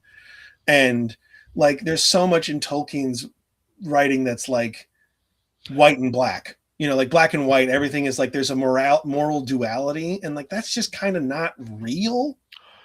It's a very religious perspective on like morality in the world, that like there's good and there is clear good and there is clear evil. And as somebody who is just deeply not religious or even spiritual, like in any way, it's like, no, morality is a human construct that we have imposed on the world. That's what makes it important. And it's not inherent. There isn't like any sense of good and evil we have is a result of societal expectations, not like a spiritual force that governs everything. And that is a huge disconnect for me with Tolkien. Have you ever read Epic Pooh? No. Read Epic Pooh. It's Michael Moorcock, his response to Tolkien and Lewis. Mm-hmm. And it is you're speaking basically. Okay, here's the thing: is Michael Moorcock. I need to get back to the Elric saga, but I like last year, or the year before, I went through the first book in the Elric saga. It's great, good stuff. I got to go into it with a different mindset though, because I didn't really know what to expect going into it, and the overwhelming 70s fantasy energy kind of caught me off guard. All of his Eternal Champion books are like that. They are definitely of their time. They're good though. Moorcock, I love Hawkwind. That whole like there's a lot of cool stuff about the Elric. Strange, very, very cool. theme. Like brass punk fantasy and because I know like the Eternal Champion stuff like transcends just that world that Elric is. Yeah, if Hawkwind is another one of those worlds, there's one that's like a 70s like spy, Jerry something. I can't remember what his name is. I know there's like a sci-fi one in there too. Yep. He's got a lot of those. And I think they're really interesting. I do love the fact in the Elric stuff that Elric isn't really a hero. Elric is just simply the lesser of evils. Well, and like one thing that as I got into that first book, I did some research about the character and stuff, and like turns out that's kind of his whole character is like kind of satire. Yeah. Of what was really common trend in like protagonists that time is that like, oh, they're like edgy loners who don't care who they kill and all this other stuff. And it's like, well, why is your life miserable? Yeah, It's that's because one of those things. you kill everybody and you push everyone away and you're self-loathing and like, so it's like Elric is not really meant to be somebody that you look up to and go, No, like, you're not aspiring. His life is fucking terrible. yeah, and it's his fault. His life is Yeah. terrible, which is like, I think the big thing is that like Elric's life is miserable because he starts off being really naive, lets that naivete turn into jadedness like almost overnight. This is why, like, and then he starts taking that out on everybody else, and so it's like, yeah, it's I do really like the psychedelic, like when they go through the dreamlands in the first book, like that was really cool. And I one thing that I think is kind of funny but in a charming way is how Elric refers to his adventure as a quest. I'm going on a quest. Like that feels very 70s fantasy to me, and I just like I chuckle a little bit every time. It's like, it also feels very naive. Call it a quest in contemporary fiction. And it feels very naive. Yeah, it does. And that's the whole part of Elric's thing is like he starts off as being kind of a sheltered, naive emperor. He doesn't want to be an emperor. He's an inside kid. Yeah. And he has to go outside. He's an inside kid who has to go outside, and he is not mentally prepared for it. And so there's no like reconciliation between that naivete and reality. He just immediately becomes jaded. And his best friend is a sword that wants to murder everyone. Yeah. And then he kills his own cousin and his cousin who's also his girlfriend. Yeah. Good stuff. It is a really, really also Elric is a paladin warlock if we're going to give him a D&D class, because Ariok is his warlock patron. And he wails on shit with the sword. Yeah, at least a warlock. He's a warlock in there somewhere. He might be a hexblade warlock if you were going to make him as a D&D character. Yeah, I'd have a hard time arguing that. I think that like that sort of like Moorcock's idea of fantasy is very interesting, but I can see the satire because like if you do go read like Howard's Conan stuff, especially, and later Wagner's Conan stuff. Conan's a guy who like rolls in. He's like, I want that thing. He goes and gets some dudes with him, or is forced to hang out with some dudes. They go get that thing. Everybody dies except for Conan. Conan just shrugs his shoulders and goes, oh, well, next adventure. He just leaves. He's like, oh, I became king. Cool. I hate it. Gonna go start a war. Fight the war, everything's falling apart. Fuck you, I'm out. Yeah, it's just like he is the lone wolf individual. He's like, I don't like society. I like the comforts of society for a little while. I like a little bit of a rest. Yeah, but otherwise, I don't want anything to do with that. I got other shit to do. I'm gonna go, rob, and I'm gonna go do these things. Why? It's because everything is by my wit and my sword. Yeah, Conan is on my list. I'm gonna get to Conan eventually. And when Conan's confronted, like Tower of the Elephant's a good example, when he's confronted by that, that because Howard and Lovecraft were pen pals. When he's confronted by that horrific Lovecraftian idea, he literally just goes, nope. Kills what he can kill and says, I'm fucking out of here. This is beyond my pay grade. Yeah. And I really like that about that character where he's like, he is a good example of how a D&D player probably should be. Oh, wait, this is something huge I don't want to deal with. All right, well, I'm out of here. I might come back later on, but I'm not poking that bear. Yeah, I'm really trying now that I've got a full-time job and have an income again. I'm really trying to catch up on fantasy stuff, which is why I've been listening to the First Law audiobooks. I don't know if you've gotten into those. Very good though. Very funny also. Like Joe Abercrombie has a very good sense of humor. They're not like comedy books, but there's some very funny shit that happens. One thing that you were talking earlier about, like kind of the deities and your thing. One thing I really like, there's a new D&D comic by Dark Horse. And I think the characters, their adventuring group is called the Fallbacks. There's a dwarven cleric in there. And at one point, one of the characters is like, hey, just, ask your god. And he's like, they're not gods. I don't worship a god. All these people we think of gods are just really powerful people. They're just like you. They were like you or I at one point. They're just not that way anymore. Because I don't believe in deities. I believe in like power structure.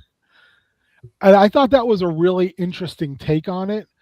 And I was like, oh, that's fucking cool. Like I like this idea of a very like an older dwarf who's like, yeah, I've seen a lot of shit, man. The Han Solo, I could be one side of the galaxy to the other. See a Right. lot of weird stuff. I like that idea. It reminds me a lot of the D&D series I liked before that, which I think was IDW that John Rogers wrote, Mm-hmm. where the characters felt like an adventuring group. They actually felt like you were reading someone's adventures. There was kind of funny banter between the characters. Yeah. There was like interesting stories that they were getting themselves into that didn't like fit exactly the norm of what you would see in like a published adventure. Yeah. So like I think that there's stuff out there to always be able to read and draw from. Yes. In the Rogers stuff, he gave his characters stats at the end of every book. Man, dude, in the first law, the magic is very cool. There's no magic system, which I like. There's very clearly like there are rules, but they're not like cosmic rules. They're rules that like the wizards or whatever have taken upon themselves to adhere it's self-imposed to make. Yeah, so like because all magic in the first law books comes from basically hell. They call it the world below, but all magic essentially comes from the world below. So everyone would be like a warlock then. Kind of like where they're not really like making pacts or anything. They're pulling, and it seems like they're pulling the energy from this. Like they've learned how to draw energy from this other realm. Again, they don't really get into how this works. So if you're a wizard, and we're like putting it in D&D terms, Mm-hmm. if you're a wizard in this world and you're doing that, are you damning yourself? You can. So that's actually good. Like, so there's things that I don't have answers to yet because I haven't finished the series. I'm on the third and final book, and there's other books that this author has written in this world. Mm-hmm. But at one point, the big they kind of have a classic adventuring party composition where they have the old wizard, his apprentice, the northern barbarian, the like savage ranger woman, like former slave, and then there's like a rich city boy who's like a duelist and a fencer, and so they have a very like fantasy party kind of composition to them, and like whenever the wizard is casting spells, he like is like sitting there sweating and like the air is like heat shimmering around him and stuff like when he's casting spells. So, and like, you know, like the rocks and things will start floating around him, like when he's casting spells. Because the way magic is sort of presented is that you're not like casting a spell, you're physically changing something about the world by casting spells. You're creating something and putting it into the world that wasn't there before. So, like, examples like a fireball or whatever, like, where's that fucking fire coming from? Okay. It's not there. You're changing the world to make it have been there. And there's a point where this wizard cat does a huge magical display. They're in danger. He's trying to get them out of trouble. He fucking loses consciousness for like a week. And when he goes unconscious, like the point of view character that's watching, he's like, no, like he knows some shit's about to happen to him. And they talk about how like, well, when that happens, there's always a risk that not all of you comes back. You know, so like there are risks and dangers to it and stuff, but I think it's very cool that like it's the way I like magic to be: powerful, but risky, unpredictable, and mysterious. And it checks all of those boxes. And because like we were saying before, magic with too many rules stops feeling like magic and starts to feel like a natural force, like gravity or light or whatever. Like it feels spreadsheety. It feels like it's easily gamified. Yeah. And again, there's nothing really fundamentally wrong with that. It's just not how I like my magic personally when I'm creating stuff. Since we're already past 2 hours, I wanted to ask you a question. Yeah. What do you think happened with your Chaos Guard character? Like, just for my edification, if I want to drop him back in. Have a good one, Mitch. Like, where is he at now? I think he has really been trying to understand magic, like learn how magic works. Because he's a sorcerer, so it comes to him naturally.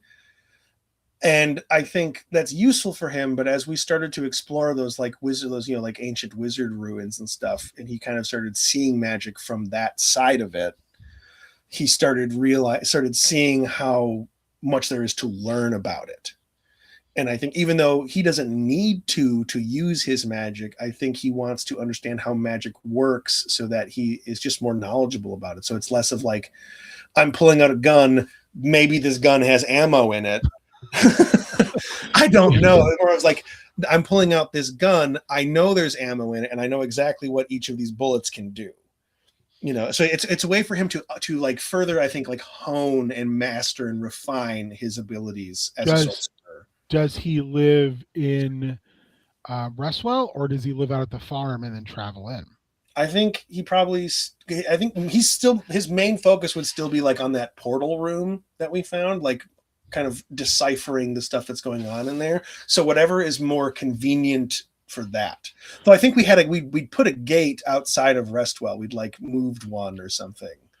You had access to one below Restwell. Yeah, so I think he'd probably still be in Restwell then, because that will be how he would be getting back and forth. Because I know also your character had something kind of starting with one of the girls from the farm.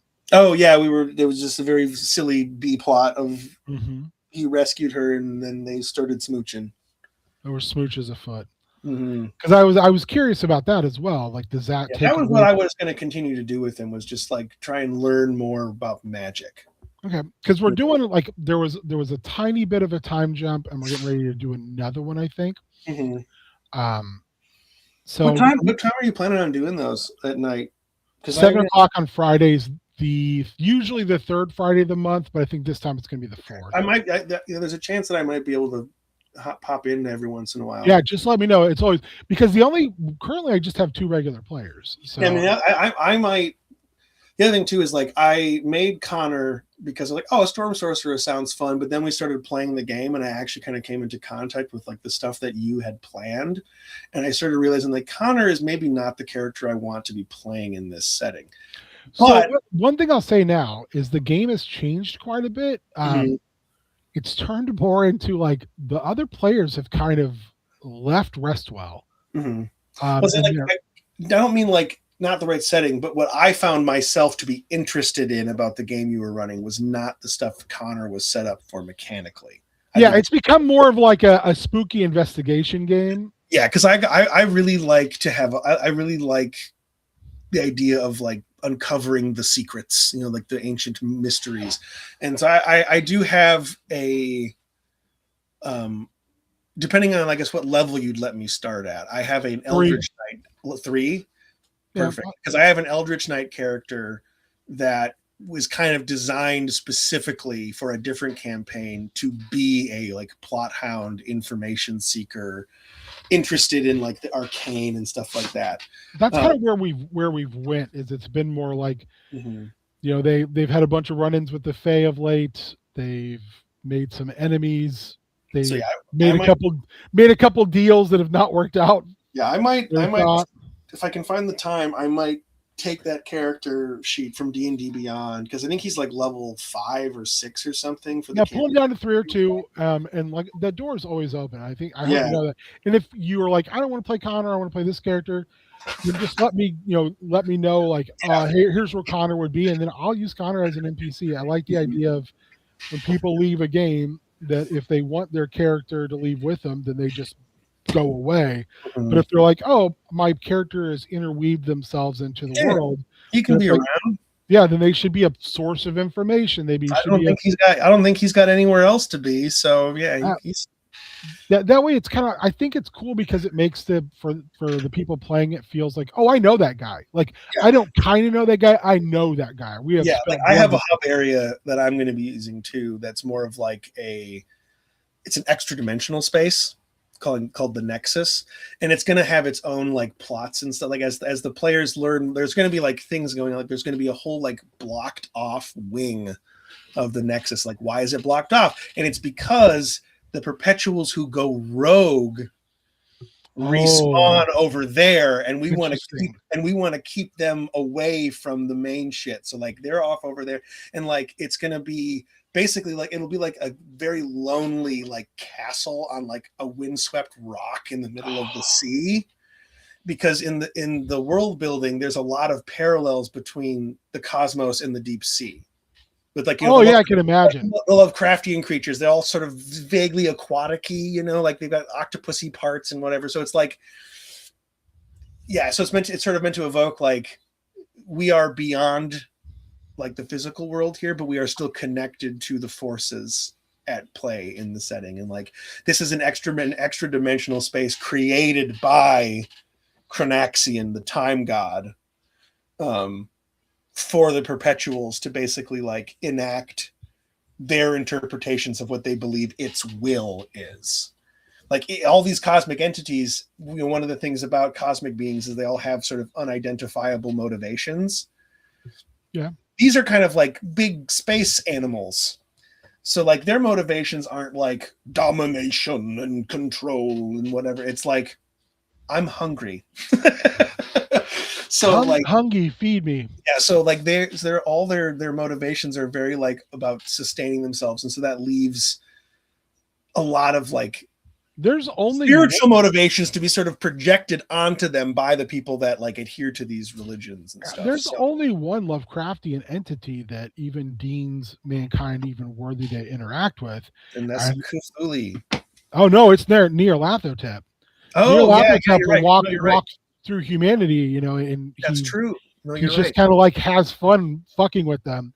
I do have a Nyarlathotep type character, but one of the few like cosmic beings that would directly interact with people and communicate with them. And he kind of manifests as sort of like a fly in the ointment more than anything. Like he's sort of like, oh, I've got this crazy cosmic instrument that nobody in this world understands how it's working. Here, players, have that. Let's just see what happens.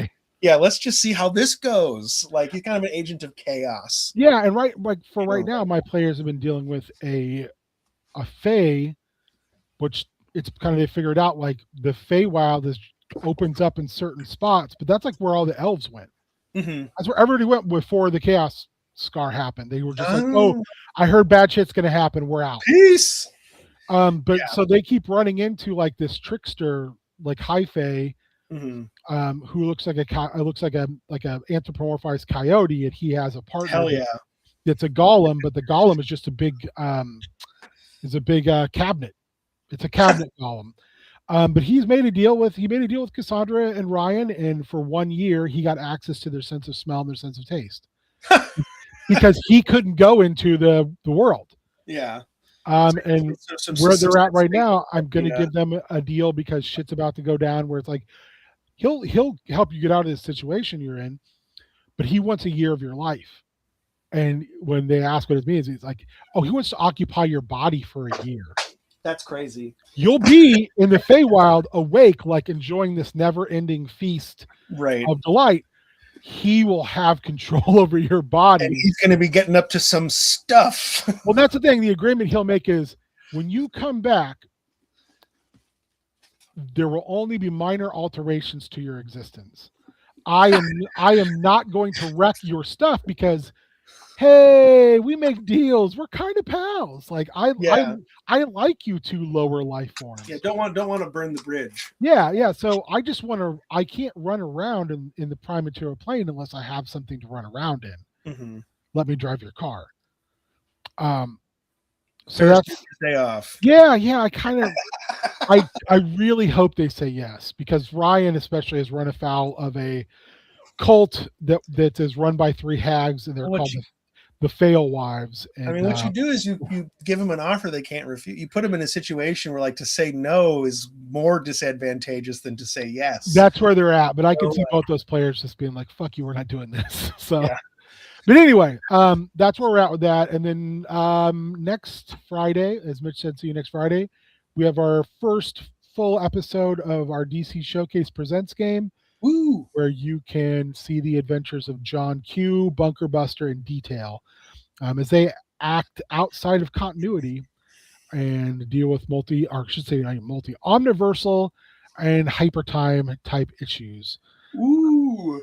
So, considering John Q has already found himself in the gutters once, which are the white spaces between the panels, shit's kind of weird. So we will be back on Friday at 7 for that. I have Mang on Tuesday, and I know myself, and I am pretty sure my the nephew Bear will be there. I don't know about Colin or anyone else. So that's kind of where things are at over here. I know we'll do Spook Troop again soon. We just got to figure out what we're going to talk about. Nice. I'm gonna Discord DM you a open link to my world building document if you ever feel like you want to. Definitely. If you want to stream your games, as always, Mike, you're always welcome to. Yeah, it's something that like I would be fun to stream a game eventually. I just need to have a setup for it because I'd want to do it in person because I find that like in person games are just more fun, you know. Yeah, it depends on the game. Like my wife will only run her game in person because she wants the miniatures, she wants the board, she wants all that. I see. I do a virtual tabletop, so I can do that remotely. But it's just I feel like the role plays better because you can see everybody and read everybody's body language and stuff like that. So like you don't have those. Oh, I didn't realize you were going to talk. Those kind of things that you get with. I interrupt already so much that it's just perfect. Well, anytime you want to do prep school on a Sunday morning, this is always a blast when you come on, just because there's a lot of good ideas and a lot of good discussion. So anytime you want, just let me know. I know Matt is planning on being back sometime in the future.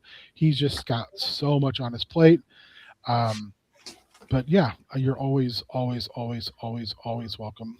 Yeah, it's been fun. I mean, like I said, part of the reason I haven't been on for a while is I just wasn't working on anything, so I didn't really have any to chat about. But it hasn't really been around because of surgery, and then recovery has been like real fast, and then it went real slow. Sure. Even today, I get out of bed was real hard because of last week, and then Friday night I got done running the game, and I went upstairs, and I was like, I am dying. Yeah. Sitting in a chair is eventually my back just goes, and you can feel it right around the incision. Yeah, I hit a foam roller twice a day, once in the morning and once at night, because I'm on my feet hunched over work tables and stuff like that all the time, all day. So I've been moving a lot today because usually by the time we end a stream, I have shrunk. Because my back. Yeah, I'm very ready for it to be warm so I can move my laptop back out to the garage so I can stand at my workbench instead of sitting in my room. Because I got some of that restless leg syndrome going on these days. That's why my screen shakes constantly because my so like sitting for too long, if I'm sitting at the wrong angle, my legs just get to be like really uncomfortable. So I try and stand, but it's been so fucking cold that I haven't wanted to bundle. I like winter. I just haven't wanted to bundle up to be outside for hours and hours and hours. I always feel bad because people will watch and they'll go, "Why is your screen shake?" And it's like because my legs never stop moving. You got the jittery leg thing. Yeah, I've got that, and then which for me that comes mostly I think from my ADHD fidgets. But then I also got that restless leg syndrome thing where like it's almost like it feels like your legs are falling asleep, but it's like minus the pins and needles thing. So it just feels like your leg is just like wants to move really bad. That's the one that gets me. I've got neuropathy. So like when we did surgery and they were like, when they were doing their pre-surgery stuff and I'm laying in the bed and they're like looking over and they're like, why are your toes doing that? Are you doing that? Nope. No. So on my left foot, my toe, I was telling them, it's like, this is my toes dance. My toes will just dance on their own. They'll move. Mm-hmm. I'm like, this is part of my neuropathy. I cannot control that. And they groove out on their own. I can just watch them do it. And I'm like, yeah, then it was so funny. The nurse who saw it, she went and got 2 more nurses and they're like, have you ever seen this? And they were like, nope.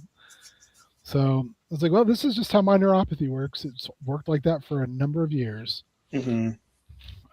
But yeah, I do not back surgery. 0 out of 5 stars. Would not recommend. Yeah, my dad had a back surgery when I was very young, yeah. So I've been around that. No good. It sucks I have company coming over later today, and I have some cleaning and stuff to do. So I do need to get out of here. Thank you again for coming on, hanging out, catching up. Yeah, anytime you want, let me know. Otherwise, hey everybody, have a good Zombie Jesus Day, and we'll catch you on Tuesday. Goodbye.